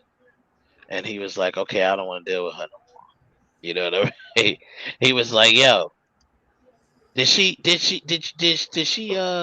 friend you on Facebook? I was like, I don't know. I haven't looked at my friends list on Facebook in a long time. And he's like, I like going mad and stuff. So I'm just like, yeah, that was the key word. Did she friend you on Facebook? That was the code word for like, don't friend her. Well, no, but unfriend her. That was the code. Exactly. That was the code word from unfriend her. She is not. If she comes to you for work, she's to get nothing. Right. Exactly. And And guess what? that is If you pure now guess what? Hollywood If shit. you gave her work and he found out about it, You on that list. now Right. He'd you probably on be that like, "Oh, I list. don't mess with you no more." I mean, I don't really give a shit. But the point is, you know, I didn't even know the girl, so I'm just like, all right, well, I don't know if she tried to friend me or not, but I don't. But see It's this, funny. but this As what long as goes I've had back to. Facebook, I don't even know how to go to that list to find out if But someone is here's the trying to. thing. But that's what goes back to this. This is what circles back to what we were talking about earlier, and the Yeah, old guard. the This is old what guard. Yeah, this is what needs to be gotten rid of, because but and this and right now that's how Hollywood runs, dude. Like it is fueled by that, and It's literally vanity. because It is yeah, it is it is vanity fueled on by. And I've been steroids, saying this on for on so many. on What Red what have I Bull, on more always been steroids. saying? What have I always been saying, even back before when I did Block TV? It's not about who you know, it's who knows you. That's Mhm. what it's about. It's not about who you know, it's about who knows you. Who you know is good. That's a good thing to know people, but it's really about who knows you. Because the I first mean, thing they're gonna do is when even with him, say he get me a job out in California, out in Cali. Yo, I got this new director. He's really talented. Wes Clark. Who is he? What do I know? What do I know him from? What has he done? Well, he hasn't really mhm. done nothing yet. I'm trying to get him a job so he can do something with the studios. He's got some indie work. Well, I don't know him. We don't know him. That You see was what I'm he. saying? That's just how it I goes. mean, here's the crazy part, Sam, and just to give you a little bit more insight, Sam, on what Holly Berry's issue is from, and this is from a male perspective. Back in, I think Denzel Washington said 1986, he went into he got into a call. He got into for a screening, or for a reading, and they were going. It was some. I don't know why he uh, made the emphasis on them, on the people in the room being Jewish. I don't know what that was all about, but he made an emphasis on basically. I guess he said that to say that they were Caucasian, whatever the case may be. And he was like, they were like, well, this is what the character is. The character is, and excuse me, Sam, I apologize for this, but this is exactly Denzel Washington's words from his YouTube short. He said that that he called the character the nigga I'd love to kill, but I can't. And, and The nigga I love to basically, kill, but I can't. Oh yeah, yeah, it was like the nigga that you couldn't kill or something kill, like yeah, something like that, yeah. that. I remember that And story. basically they were saying to him like, this is what we want you to do. This is the character. We're gonna hang him. We're gonna shoot him, and he's just not going to die. And so Denzel Washington said, oh, I get it. He said, oh, so it's kind of like if I get a bunch of Jewish people and I lead them into a shower, but it's really a gas chamber. Mhm. And then just like we all got quiet right now, Mhm. that's what they did in the room.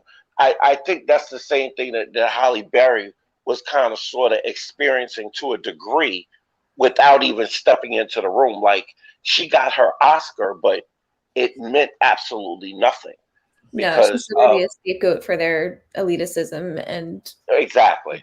Yeah, you got it. You got it. So that's pretty much that. So I think out of all this conversation, we can agree that Golden Globe sucks. Wait a minute, Samantha. Samantha, let me ask you this question, because you said that you're not really interested in the award show. You're not interested in watching famous people be famous. But what if Yeah. it was like I know back when Titanic came out, the Oscars got an uptick in viewership because it was Titanic. So if it was a movie that you personally liked or loved, and you found out that it was up for a Best Picture, are you interested in watching it then to see if it wins, or you're just like, the whole idea of the award show period just overshadows the fact that this particular movie I loved that made it to the final five for the Oscars is up, or the actresses or actor that you love is up for an Oscar? Do you feel like even though they're up for it, I still don't want to watch it because I feel like I'm supporting famous people being famous? Or you say, you know No, what? it's not like, for me, it's not like a moral thing like that. It's more like I'm usually just not interested. However, I'm the kind of person when I get into something, if there's a movie or like a series or a book that I like, I want to consume every bit of media there is about that. I want to see interviews with the author. I want to see the cast, behind the scenes stuff. So if there was something I was so into, I probably would watch just to be able to like support that interest. Okay. However, I don't like being told what to like. I don't like being told what to think. So I think that's Right. That's what I'm I'm so talking that I about. won't watch a show if there's a laugh track. Yeah. Ooh. Really? Wait, say that again. It grinds my gears. Oh, you don't like to watch? That's funny. That's a whole nother story to get into because I'm the exact opposite. I hate shows. No, I'm not saying. Let me rephrase it. I don't hate shows, but I don't really think they're funny. Not that they don't have a laugh track, but something like I never liked The Office, like those type of shows with the I one never got The camera. Office. Yeah, the one I got their humor, but it's not funny to me. So it's like the one camera thing, moving, whatever, a lot of movement in the camera.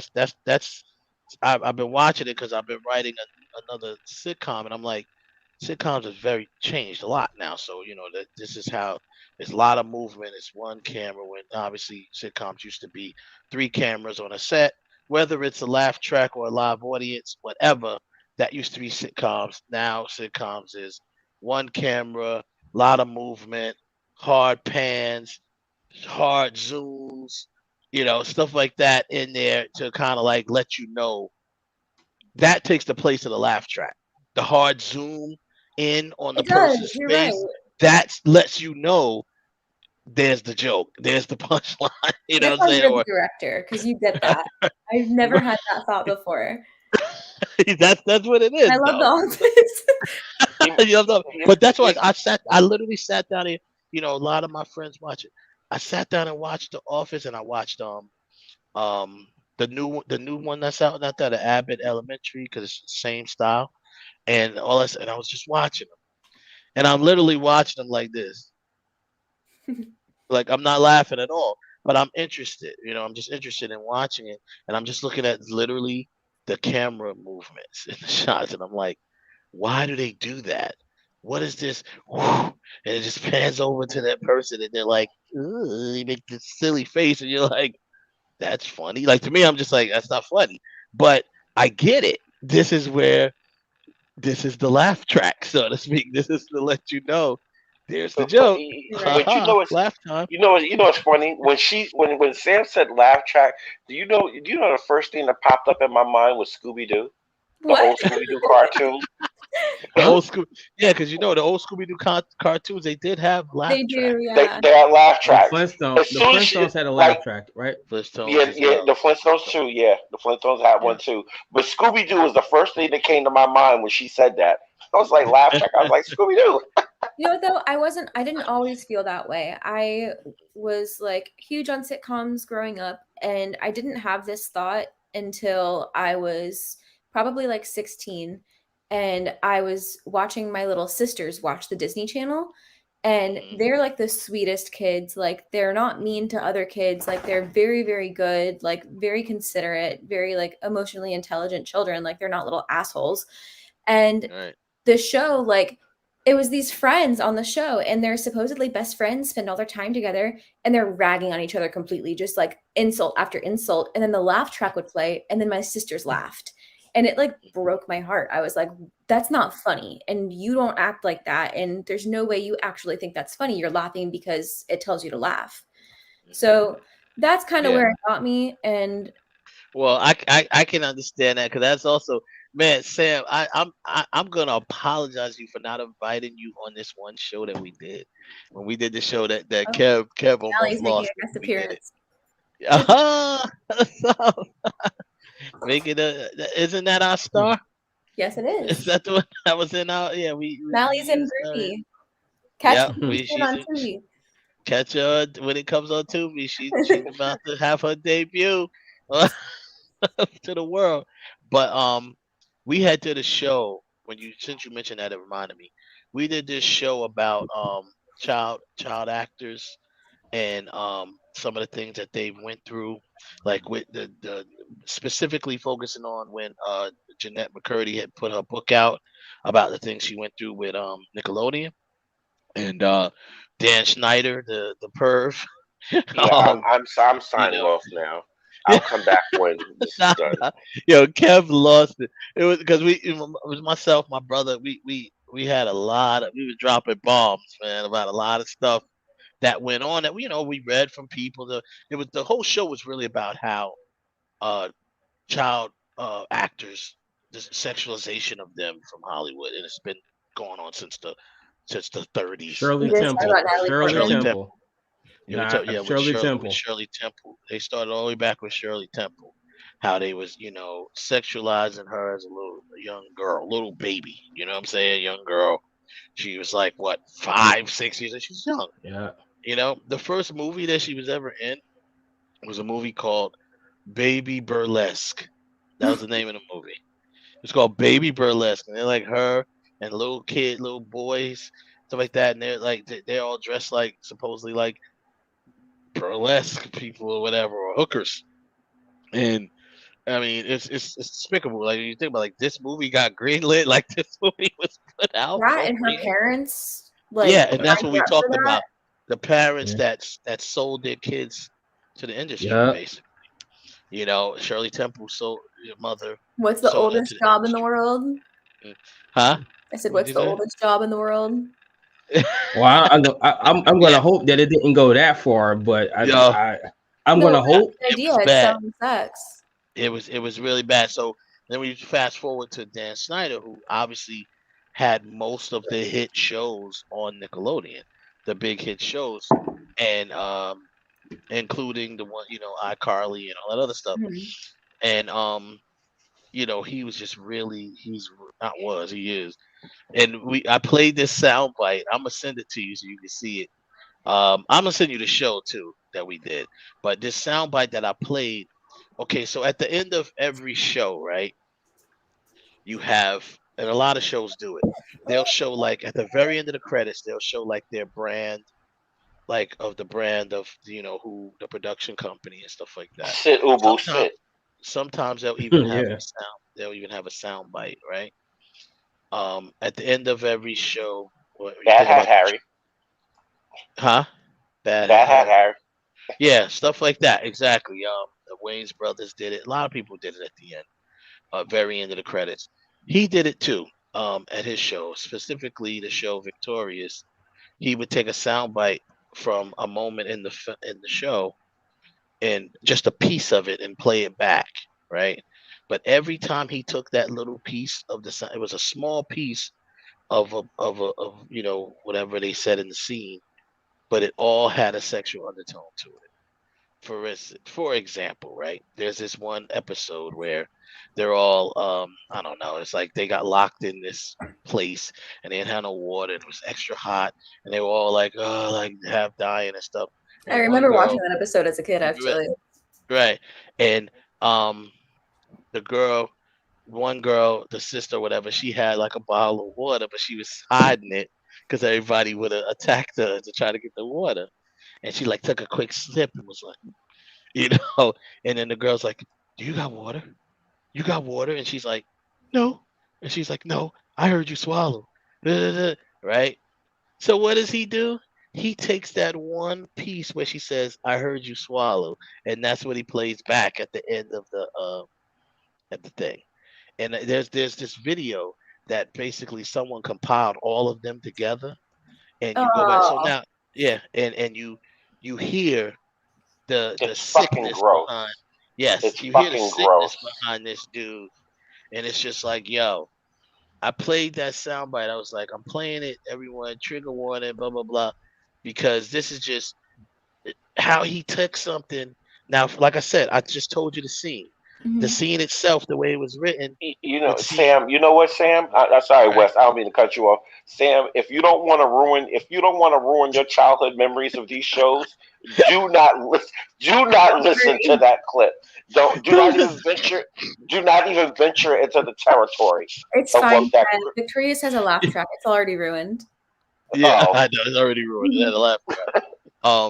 But yeah, so he like I said, that line alone, no, you got water. No, I heard you. You swallowed.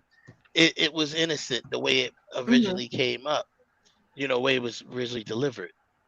He takes that one sound bite and puts it at the end, just the part where she says, "I heard you swallow." You know what I'm saying? And Yeah. then that's the tip of the iceberg. There's so many other ones. Yeah, he sounds like And a pedophile who put himself in the perfect position to yeah, indulge his interests. Like a teacher, how many yeah, teachers are there who are into kids? Of course they want to yeah, be in school because they're yeah. they're indulging that. They're allowing themselves to act on those thoughts. It And was you ask just it, and then that's what makes me wonder. Like, see, this is what's scary. See, this is why I can't have these conversations because it's very scary to me yeah, when you it look is. at what teachers get paid, and then you have to ask yourself, like, you Their chose motivation. this you chose this for profession. What's your motivation? Why are you here? Like I got a granddaughter now, and I'm Yeah, like, I am telling you, I will be on the news yeah. so No, for fast. real. It's really that is really crazy. But I am gonna send you the show that we did. So you can check it out. It was a really, really deep, but it was a It was an good show. eye opener. It was a Like real eye there was opener for a shit lot that of I just had to, I'm one of those people when I'm watching certain things, I'm watching it literally for the factor of just what it is, entertainment. Mhm. It's not until like maybe I'm sitting down and I'm listening and I'm like, wait a minute, what did you just say? people. And Right. then I go back and investigate and I'm like, holy shit, I've been watching it. Like after that show, I can't look at Forrest Gump the same. Yeah. Forrest Gump. You know Yeah, what? Forrest you Gump. have to watch the show Um, about that one, but yeah, Oh yeah, Forrest Gump. I don't call him Tom Hanks anymore. He's he was just Forrest going Gump. Forrest Gump. Yeah, that was just a. I can't. I don't even have the time to explain that comment to you, Sam.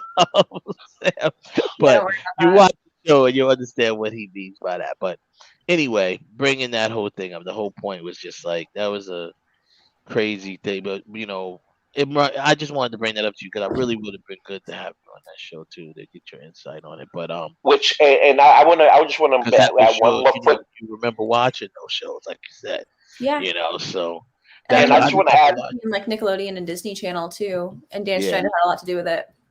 so many and of them. I just wanted to add one other footnote to what Wes is saying too. That's to add. That's another footnote under Holly Berry as to probably why she didn't get the phone calls. Right. Yeah. It's a lot. So, but yeah, I wanted to say that. But that's interesting what you said about the laugh track. I'm the reverse. I'm the reverse. I'm like, and I don't really like the laugh track.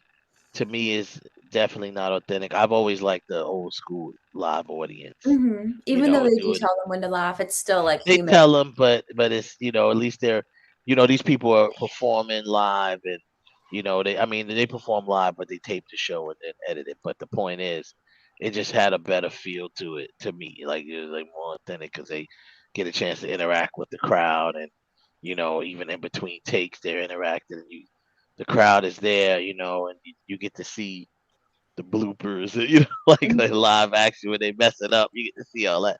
That's cool. But yeah, I know. I just don't get. I don't. I do get it. I just don't think it's funny. The new style. But a lot of people do. So that's why I was watching it and trying to take it in and adapt to it. So I can say, okay, yeah, how I'm gonna write this, Yeah. and figure it out. You know what I Hey, think what? might help you is to watch a couple of the most popular episodes because I didn't start watching it from the beginning and instantly fall in love with it.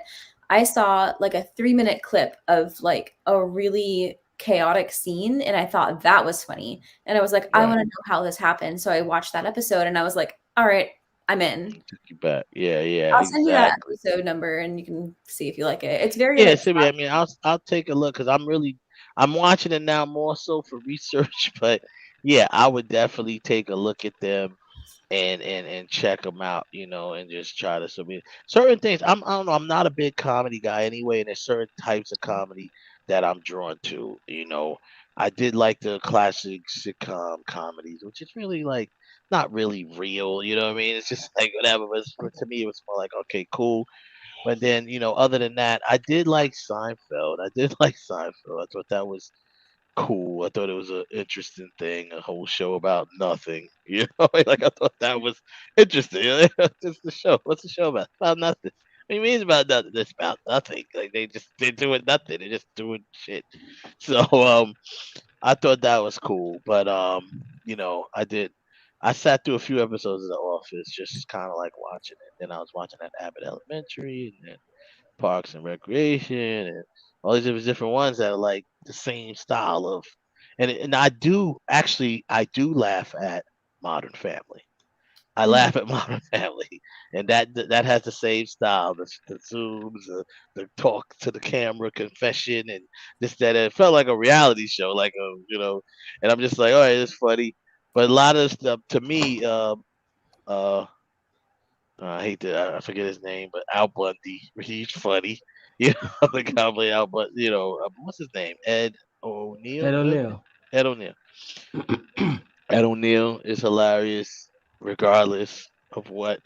And then the two dudes, the gay couple, they're hilarious to me in that Mhm. show. So that show kept me to the show because they are funny, and and Ed O'Neill is funny with old girl. So I do like Modern Family. I actually kind of like that show. I watched a couple seasons of it. Like, it's pretty cool, and it has But that that's how the Bernie Mac show. The Bernie Mac show doesn't have a laugh track, but it is funny.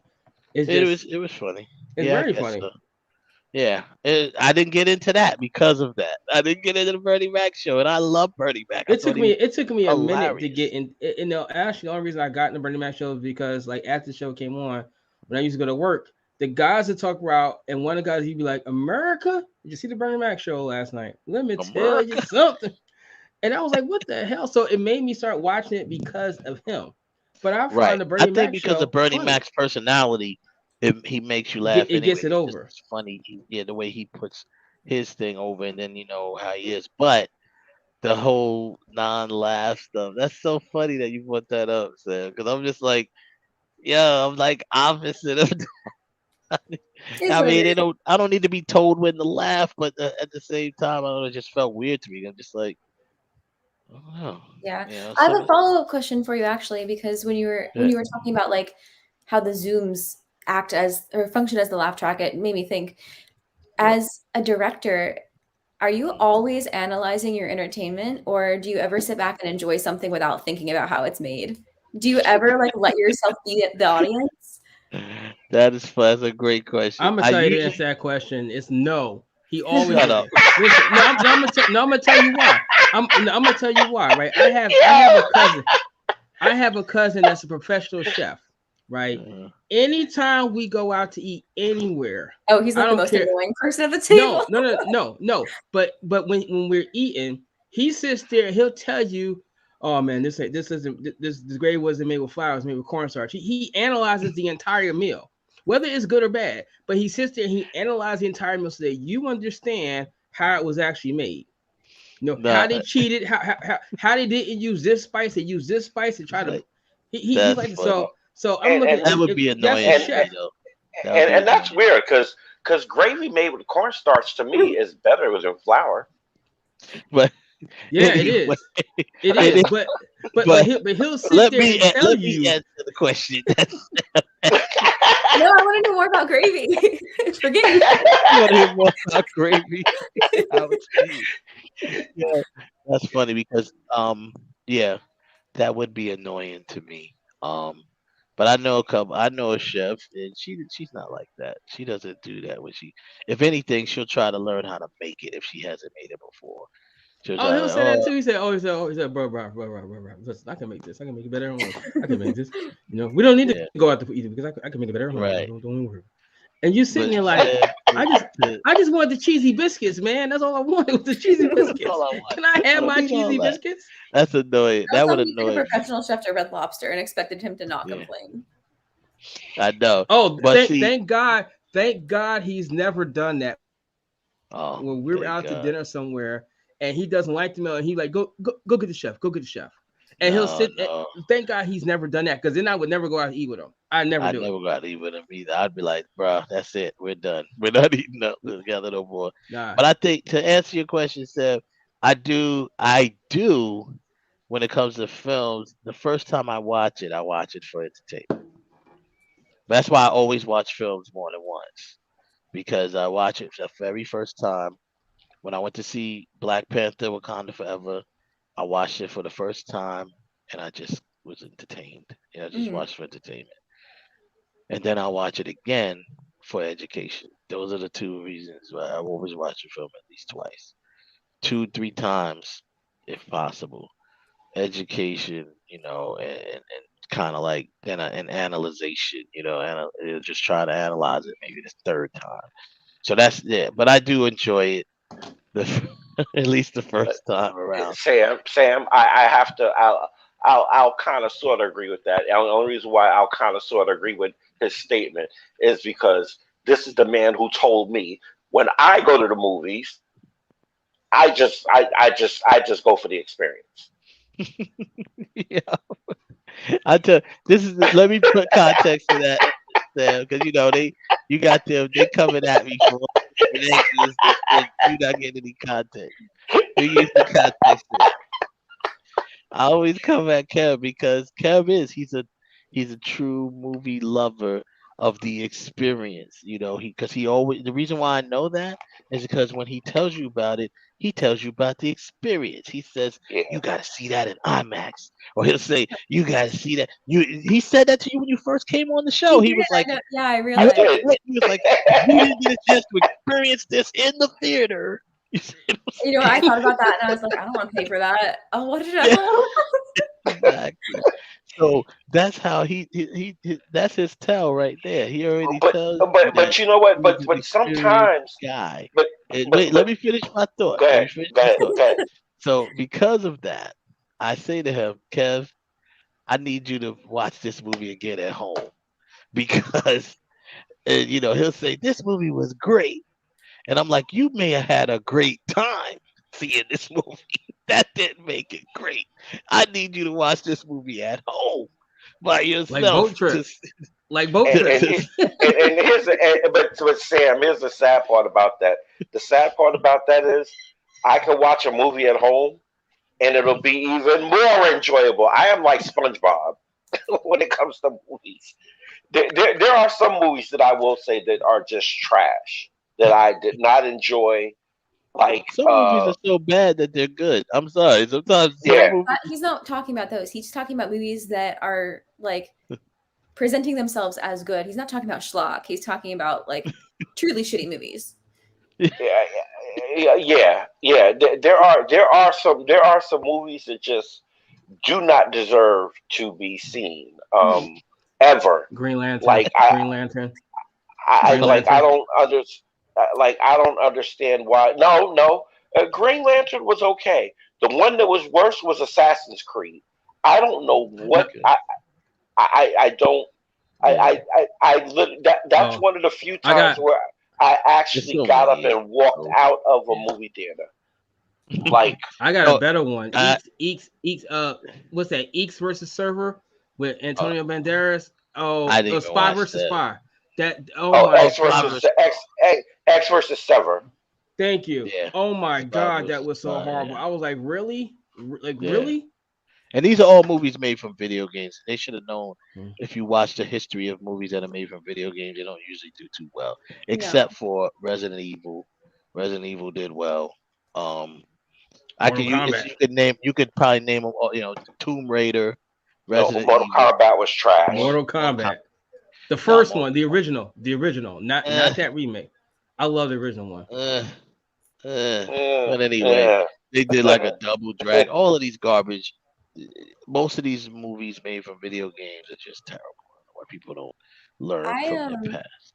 I have a follow-up question in the comments right now. Joseph Tanner says, "F SpongeBob SquarePants." Why? What's your SpongeBob? Joseph, you got a story. You got a story. Oh my God. That's such a passionate take Do on you it. have a story behind that, Joseph? Is there, what happened? What happened, Joseph? What did the SpongeBob do to This guy you? was like Or what traumatized. happened to you? Something really bad happened to you while you were watching SpongeBob. Did you get slapped Why by you? a starfish? I'm just saying, like, Yeah, like one something Don't let. happened to it. Let me Yeah, tell you something. Don't let nobody in my household hear you say that. Like since my daughter was a kid, we loved SpongeBob. I actually recently got up and almost turned SpongeBob off for my granddaughter. Did she give you the look? Like, what you think Yo, you're doing? now this is No. I got a problem. I got more of a problem with this. F Scooby Doo. Wait a minute. Yeah, What's going listen. on? Yo, Listen. Joseph, what's going on over there? Joseph, you alright, man? You alright? Wait. Yeah, F Scooby Doo. Yo, my 2.5-year-old started watching Scooby Doo and she likes it. She's like, and old school cartoon, funny is funny. So she looks at it like, yo, she cracks up at Scooby Doo. She gets a little scared with the ghosts and stuff, but she. Joseph, my feelings are hurt. I you have know- fond memories. I have fond memories of being my mom on Saturday mornings watching Scooby Doo. Yeah. Oh, You know what old school cartoon I introduced my niece to, and now she can't get enough of? The Looney Tunes, the original Looney Tunes. She finds it outrageous. She's like, I want to see another one. I want to see another one. I was like, okay. So now I got to go ahead and get all these classic Looney Tune cartoons. Listen, and Ralph, I'm going to tell not the you, newer ones, not the newer versions, the old not versions. the new version. The no, old Ralph, I'm going to tell you something.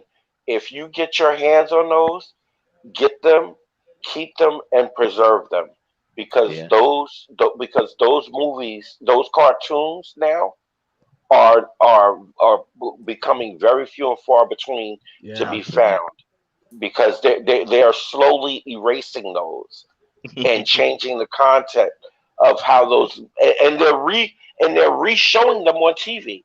They're literally redoing the animation Yeah. and putting it back on TV, and you're watching and you're like, that's not what happened. No. Yeah. My favorite. I showed her my favorite Looney Tune. My favorite Bugs Bunny cartoon. It's not even Bugs Bunny cartoon. It's the Daffy Duck. It's called Duck 'Em Up, where he's in the scene and the guy keeps changing the background. Yep. I find that that was my funniest. Oh That was my my favorite God. episode.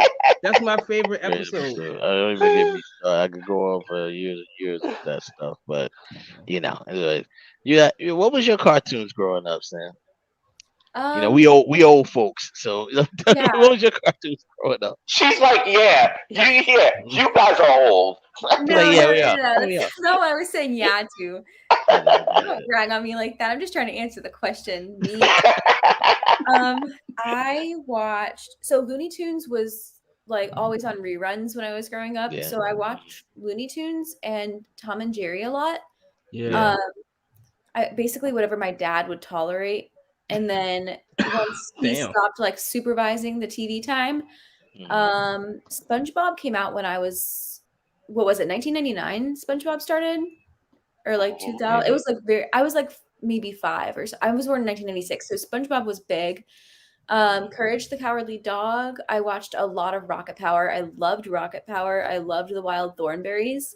Wild Thornberries. Yeah, my daughter used to love the Wild Thornberries. Did you what about the Fairly Odd Parents? Was they out? Oh yeah. I loved that one. Actually, the place that I work at right now. That I don't think that was for kids. The Fairly Odd Parents had a lot of stuff that went over kids' heads. It was kind of dark. Like all of those cartoons did. Listen, that was the same thing. Like I was just saying, I literally almost got up and turned SpongeBob off because SpongeBob, the Krusty, Mr. Krabs says something to SpongeBob, and SpongeBob was like, "Yes, I want to feel his tentacles all over my spongy body," or something crazy. I was like, "What?" I'm like, "What did you just say?" There's an episode, and I think it's like season 1, and it's a panty raid. They go on a panty raid. Yes. And it's like the middle of the night, and SpongeBob and Patrick like put on burglar masks, and they decide it's going to be this whole. Oh, they're trying to keep Mr. Krabs young. They're like, "Do you feel young? Do you feel it, Mr. Krabs?" They take him on a panty raid, and they like break into women's houses and steal panties out of their drawer. Oh my That's god! like the Oh my whole god! episode. Listen, I am telling you, if you I never really got listen, into SpongeBob. That if didn't you really. really listen to My if kids you didn't. really listen to, if you really listen to the jokes in SpongeBob, that's why they used to say when SpongeBob first came, like around season 2, was when SpongeBob is gay stuff Mhm. started floating around. Mhm. Around season 2, season 3, it's like, wait a minute, something going on here. Well, I mean, whatever. But I think I read somewhere that SpongeBob was written as an adult cartoon. Mhm. I can see that. I That's could just go like there. that's like what's the other one? South Park. You know what I'm saying? That's an adult cartoon. It Well, always South has Park is been. very obviously an adult cartoon. There's Yeah. nothing. It's not masquerading as like a cute kid No. show. No. Bob's No. No. No. Burgers is one of my favorites, though, Yeah. because That's I a. think it's got a really good mixture of like the obscene and the innocent. Yeah. Mhm. Yeah. It's good. It's good. No, that's cool. I like that. Though. I didn't realize you are my son. You're my son. You was born the same year as my son. Yeah. So What I cartoons did used he a watch lot. growing Me, I did well, Looney Tunes. A lot of my stuff I watched though was more action stuff like G.I. Joe and G-Force. Transformers. Yeah, G-Force. G-Force, which is like the Battle of the Planets it was called. Mhm. Like I said, the Transformers was a big thing of mine that I watched growing up as cartoons. But non-action cartoons that I watched was the Smurfs. I used to watch the Smurfs. Yeah, That was like Smurfs. came on like every damn day. Did this work on every day? No, that was Every No, that was every Saturday. Saturday. Every Saturday. That la la la la. La la yeah. la That la annoying la theme la I look song. at it la. now and I'm just like the Smurfs was kind of corny, but they weren't to me back That, then. oh my God, and Tiny Toons. When Tiny Toons came out, yo, Yeah. you know what? I was a damn adult when Tiny Toons came out. Right. No, I wasn't. Yeah, No, I I was wasn't. I was I Oh, was that like definitely one was 16, good. 17. I liked that one. Tiny Toons was good. Tiny Yeah. Toons was hilarious. Elevator go up, Oh, elevator go down. Yo, oh, me and my cousin Nisa used to yeah. cry. That is those were but a lot of those you mentioned too though, Sam. Like I love Tom and Jerry. I used to didn't hate I only watched Tom and Jerry to see if Tom would ever win. I'm like, why does this mouse He always never beat the won. cat? And I used to always say that Don't you believe it? he didn't win that one. I He was couldn't like, even beat come the on, man. dog. Even the dog. He couldn't But beat nobody. Spike. He could, Don't and I think didn't anybody like would that. have wanted to see Jerry squished. You know, Yeah, if a cat attacks a mouse, there's no coming back from it. A mouse can get away with doing some stuff to a cat. yeah. Yeah. And I used to hate it. I was like, yo, come on, man. just You gotta get once. Jerry I mean, at come on. least once. Even the coyote got the road runner one time. He And did you one know what? time. The other favorite cartoon too was Woody Woodpecker. Yeah. Woody Yeah. Woodpecker back then. That was very funny Underdog. I one too. loved Underdog. There was a lot of them. We had a ton of we had a ton of cartoons. cartoons when they came out. Scooby Doo, and then there was this show Sam called. So you had Scooby Doo, all of the Hanna Barbera that made all of them shows. Oh my God, damn! And then That's you Jesus had this Christ. show called the Laugh Olympics, which was basically like it was a Saturday show that took all of the different characters from like the Hanna Barbera shows, and they would compete in like these races, right? And so it was like Dick so Dastardly. it was just great. Yeah, Dick Dastardly, and it was just great to see all those characters that I watch on different shows in one show, competing against each other. So that's why I used to like the Laugh Olympics. You know what I mean? So but there was so many of them. But And then we had the live animate. Then we had the live puppeteer stuff. We had what was the name of that show? Sigmund the Sea Monster. That used to spook me out. Yeah, they had that. The Sigmund puppet. Oh, like Land of the Lost. Like Land of the Lost was kind of creepy. It really was. It was Those kind of live creepy. action shows. See, your generation probably had. I don't know what live action shows y'all had. Maybe Power Rangers. That was a little bit after. That was a little bit before you. Yeah, that was the closest thing that My they had. brothers, I watched Power Rangers because I have older brothers, and they watched Power Okay, Rangers. they So watched I it. That remember a was little your bit. generation, really, yeah, because that's more like my daughter's generation when she was like, she's 32 now. So yeah, She's like, she yeah, that's right. their That age. was she watched like the Power Rangers, Mighty Morphin Power Rangers, and Captain Planet and stuff like that. Like all those things were Tom Cruise. Tom Cruise. You said Tom Cruise. Yeah, he's the voice of Captain Planet. Oh, okay. I thought you meant. I'm like Tom Cruise. Oh, I never knew that. Wow. Yeah, Yeah. he's the voice Did of you Captain Planet. so you did so Sam you didn't get a chance. You said you saw one movie during post pandemic, right? In the movies, I mean.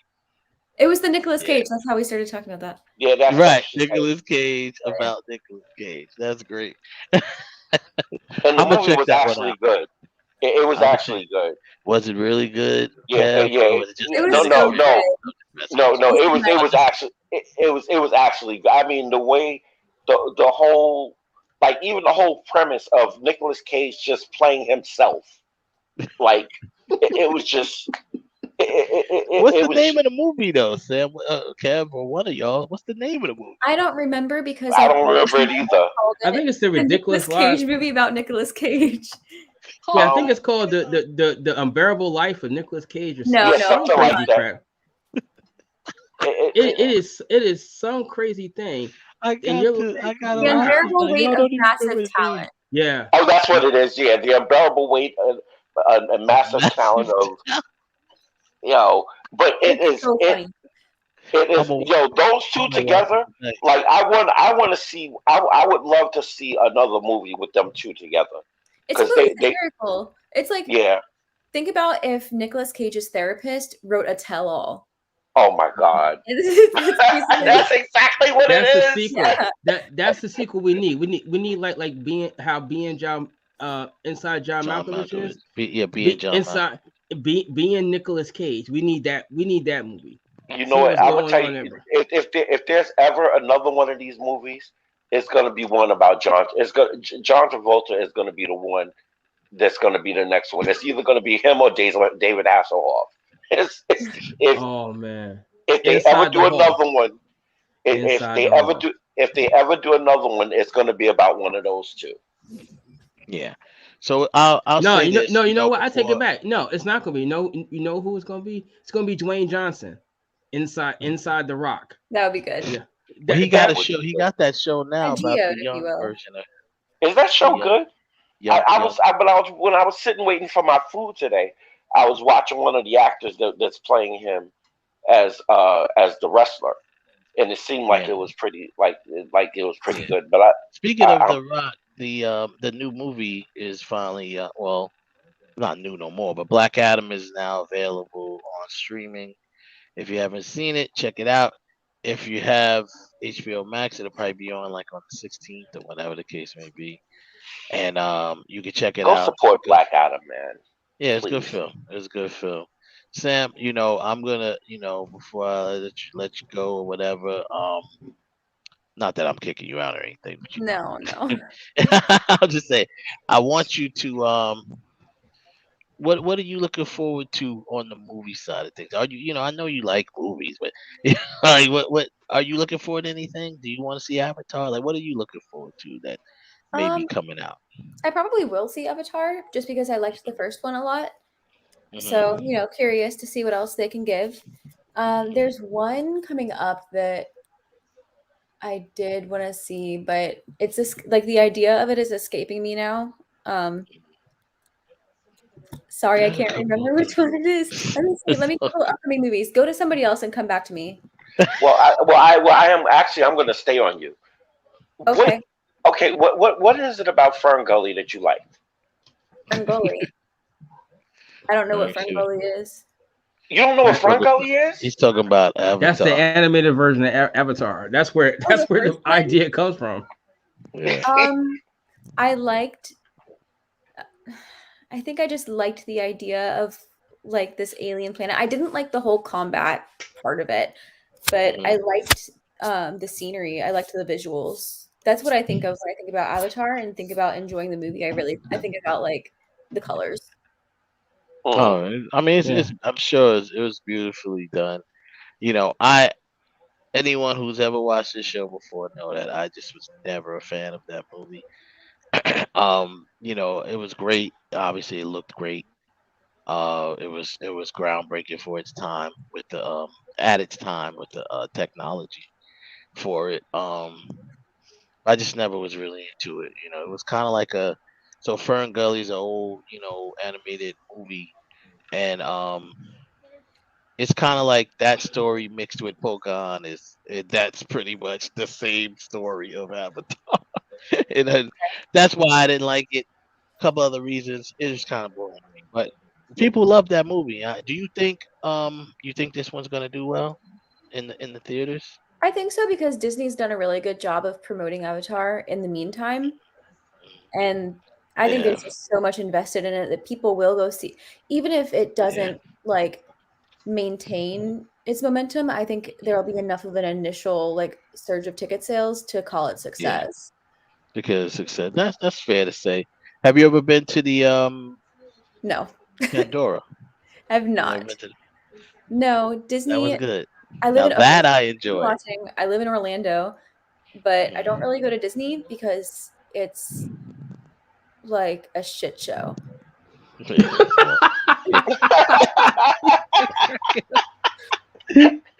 Wow. They're laughing harder than me because I Wow. know what you're talking about. I used to live there, but That's how we if met. Yeah, Wes and I yeah, met in school yeah. actually in early Full Sail. So wait a minute. So Samantha, if you had the choice, which would you go to? Disney or Universal? Universal. I love Universal. Me too. I love But I'm a Universal. Harry Potter girl, so it's got a lot of it. I've been going to Universal since before Harry Potter, though. Yeah. That's like where my parents took us, like instead of Disney, because they also couldn't. Like Disney's just kind of miserable for everyone. It's also like I don't know if you guys know this about the parks, specifically Magic Kingdom. It was designed like the layout of it, physically designed without thought to temperature, and the way that it's shaped, it traps heat. So it's at any given time like 5 to 10 degrees hotter in the Magic Kingdom than it is in general Florida. And it's already so disgusting hot here most of the year that like at Magic Kingdom, you go for a few hours and you'll witness like families falling apart because everyone's just so like irritable from the heat. That's why there's so many fights there. It's because of the There's a lot excessive of heat. fights there, especially lately, because it's just like, look, it's too goddamn hot. Don't fuck with me. And then it's just like, This is why. This is why in my later teen years and in my 20s, the only time we started going to Great Adventure in the fall because it was less hot and people were less agitated. there is no fall in Florida. Well, unfortunately, in there's Florida, no. There's balls hot in hot. Damn. Hot as balls and hot. Those are the two temperatures in Central Florida. I I feel mean, like it's so hot in Florida that like sperm count is low. Probably is. Oh my god, yo, but here's the funny thing. Both of your references to that, only thing I can think of, I just look at Florida as this scrotum sac that keeps contracting and it falls apart and then goes back together. Falls apart and comes back together. Wow. Think about the shape of Florida, it's kind of hanging off the bottom of the US, just kind of like it's the balls. Yeah, it's the balls of the United States. There's a lot of overgrowth here. So much like untamable wilderness. That's why it's so humid. That's why it's so humid. Wow. That's what I can say. That's what that's I funny. can say is wow. But I do say, as far as Disney go, the Pandora is at Animal Kingdom, and Animal Kingdom's a little better because it's shaded a little more, so it's a little better when you go there. But that was a cool experience to go to that. Oh, you went? And I did go. As much as I don't like the movie, How long did you wait in line? Well, I know people, so not very long. That sounds like he was there for 2 hours. That's a 2-hour wait. Man. I know Bruh. people, so I cut it from 3 to 2. Nah, bruh. We fast passed it all day. So we really wasn't really on the lines too long. We waited online maybe like 40, maybe 30 minutes. When we got on, we went on this the flight of passage, I think it's called. Um Avatar ride. It's like a 3D ride where you're like literally kind of like riding those whatever those things they flew on in the first movie. I don't know what they're called. Oh, It's like the winged bird thing. Yeah. those winged animals that They have to like plug flew their on. hair into it. Yeah. So It's the USB port of picture. yeah, right, exactly. You literally had that where it was like this whole. It was amazing the way it was put. It was like a 4D experience. So it was like the whole wall was 3D, and then you're sitting on this thing, and it feels like you're flying on the back of this thing, and you go down by the water, and you feel the water, and you like hear smells and get mist thrown at you. It don't feel like it's water, and it's just like a really cool experience. And it's like I liked it. I really enjoyed it. And then when I got off of it, because of the person we was with, someone was like, "Yo, you had a good time? Yeah. You want to go again? Yeah." He's like, "Okay." He just went to the front. He just put us to the front of the line. Yo, these my friends here, man. Let them go. All right, cool. We went right back. Nice. And I was like, "Yeah, this is how you gotta go to Disney with somebody. You gotta find you. If you live in Florida, find you a Disney friend. Find you a friend that works at Disney." Because there's plenty of them. Suspect they work at Disney. What'd you say? The people you would never suspect they work at Disney. Yeah, that's funny because sometimes I don't know. They hold. Are they told to not tell people, or they just don't want to tell people? They don't want people. No, I think it's just people who play the characters. They can't like say, "Oh yeah, that's true." Like on social media or anything. They can't like break the magic like that. I don't know if. That makes sense. Yeah, when we were doing Groupie, I don't even remember one of the auditions, and I'm sure you were on one of them, or it might have been a table read. But I had cast her. There was a girl that I cast, but she ended up not making it to the shoot because she got into like an accident or something like that. She worked at Disney. She was one of the.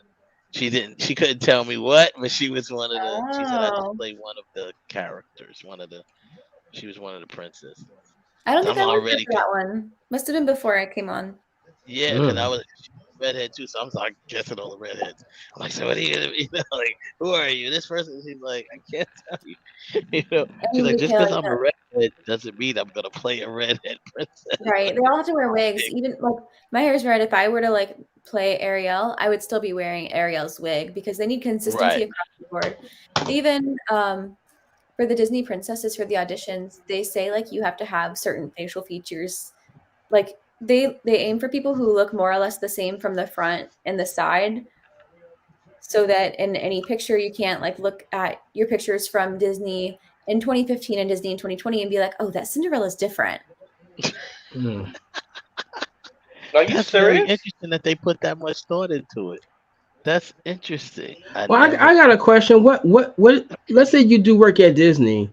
And you're in your costume, not one where like you're dressed as Mickey Mouse, but like you're walking around with one of the princesses, and you happen to bump into somebody or see someone that actually knows you.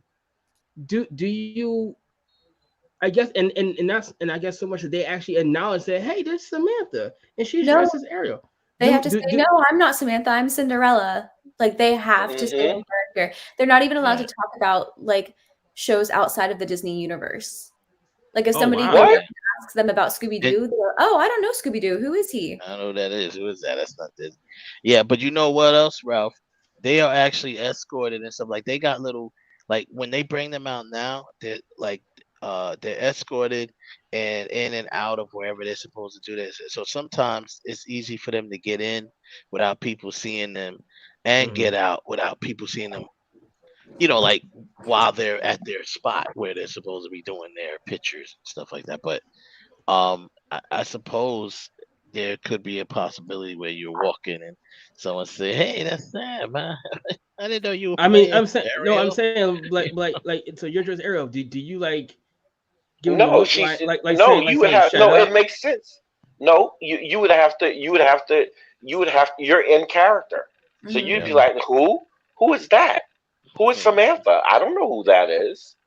Right. And you have to keep it moving. Like, dumbass, I'm at work. What are you doing? They're not allowed no, to talk. I got, They're not allowed to talk to people. No, I when got they, that part. they're moving. But let's say that out now you go outside and you're hanging out and this, like, let's say you were meeting your friends at the bar, right? For example, and the person who recognized you in the park is now standing at the bar.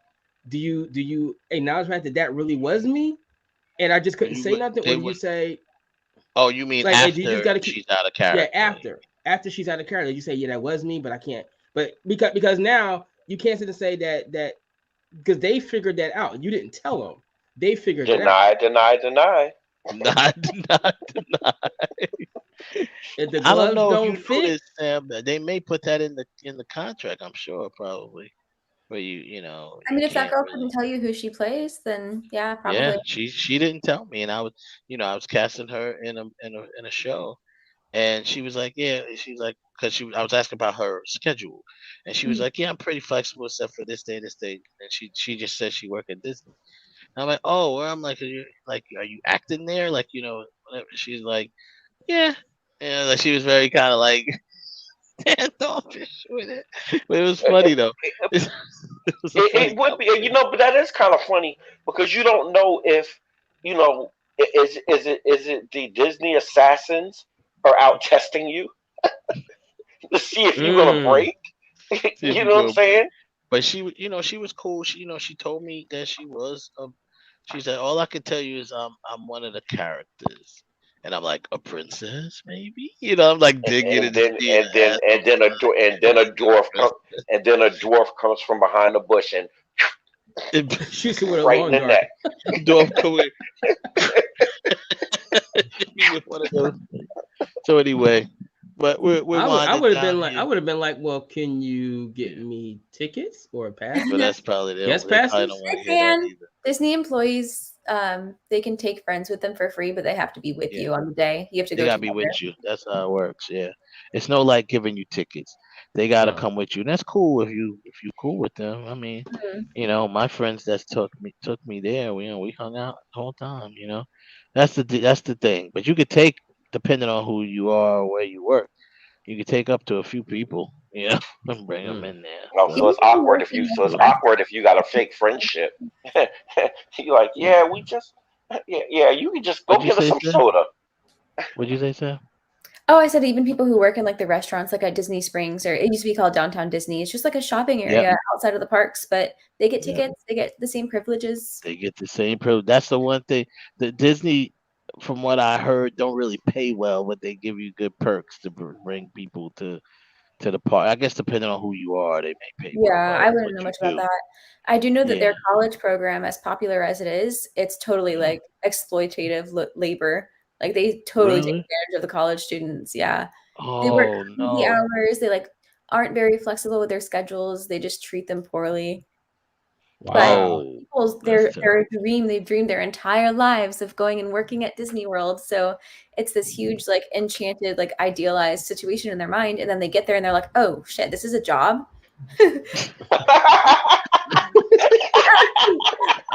Wait, you want me to do what? Yo, that is hilarious. You want me to do what? You want me to shop? Yeah. As a matter of fact, the person that I went to when I went to Pedro, at the time she worked at Disney Springs, at like Starbucks or something at Disney Springs, but she was still able to have those privileges. But now she actually works in the call center, like the reservation center, so she gets a few more perks. Shout out, speaking of the Starbucks at Disney Springs, just a little shout out. My brother is a very talented carpenter and did all of the woodwork inside of that Starbucks. Oh, nice. Oh, wow. Nice. That's what's up. Shout out to your bro. Right? Shout out to social media. Get him some work. Yeah, get him some work, man. I could, but he's got plenty. What'd you say? I said I could, but he's got plenty. He's got plenty. Oh, that's what's up. Tell him, let me hold something. I need some money. I'm like, let me hold something. I need a little money. Nah, tell him look, I need homeless right now looking for an apartment. Nah, you tell him this. I need some sets built. Can you hook me up? Some what? Yeah. Some sets built. Yeah, I wish he was in New York so I can direct him to some work. Yeah. For I real. do architecture for a living, so it'd be nice to send That's him out what's on a up. couple of jobs. See, look, we trying to get your brother work. I know everybody's like, Josh, we need you. We're like, we need you, man. Nah, that's what's up. Shout out everybody though. Yeah, we'll wrap it up. We're about to wrap it up. So Sam, it's always good to have you on. I wanna, I'm gonna give you a call probably tomorrow, and because I have another show that we're designing, and it's actually you would be perfect to be one of the uh guests on it, or maybe even co-host it, because I'll tell you more about it. I don't want to put it out there yet, so somebody can steal it. But it's a great concept, and it's really gonna be very popular. I believe it's gonna be very popular with everybody. Wait, So wait a minute, Samantha. Before you leave, I got another question about this whole Disney thing. When you leave and you start working for Disney, right, and you were one of the characters, can you tell people that I used to be so and so at the park, or do you still forever? You can never divulge that you were there, because I'm saying you no longer work for Disney, like you moved on or something else. You don't even live in the state no more. But could you ever say, hey, when I was like 19, I used to work at Disney. I was Ariel. You don't even live in the state Off the top of my head, I don't know for sure the answer, but I know that a couple of women have they've gone on to write about their experiences, and maybe they've divulged that information. Look it up. I'm not really sure. Yeah, I don't know if Sam is like, why are you asking me these? I only live in Orlando. Why the hell are you asking me all these goddamn questions? I think Ralph suspects. The reason everyone parks their car at my house to the airport, they just think I'm the expert. I think Ralph suspects that Samantha works at Disney. Oh no, I don't. No. I don't suspect that. Now, can I suspect that you did work at Disney for something? Maybe. I can't tell you. That's a maybe. Ask me no questions. But see, that's the thing. Now, see, I didn't say, well, did you use it? I would, to be honest with you though, I would, just in experience of just in my light experience of contracts, I would kind of sort of think that those contracts probably have an expiration date. Of course, after a certain amount of time. It's probably after a certain amount of years or a certain amount of time. Yeah. Then that's that. Because I mean, to be honest, after the fact, I don't want to say who. I don't want to sound like an idiot or asshole, but say nobody cares. Like, who really cares if it's after the fact? But well, Disney.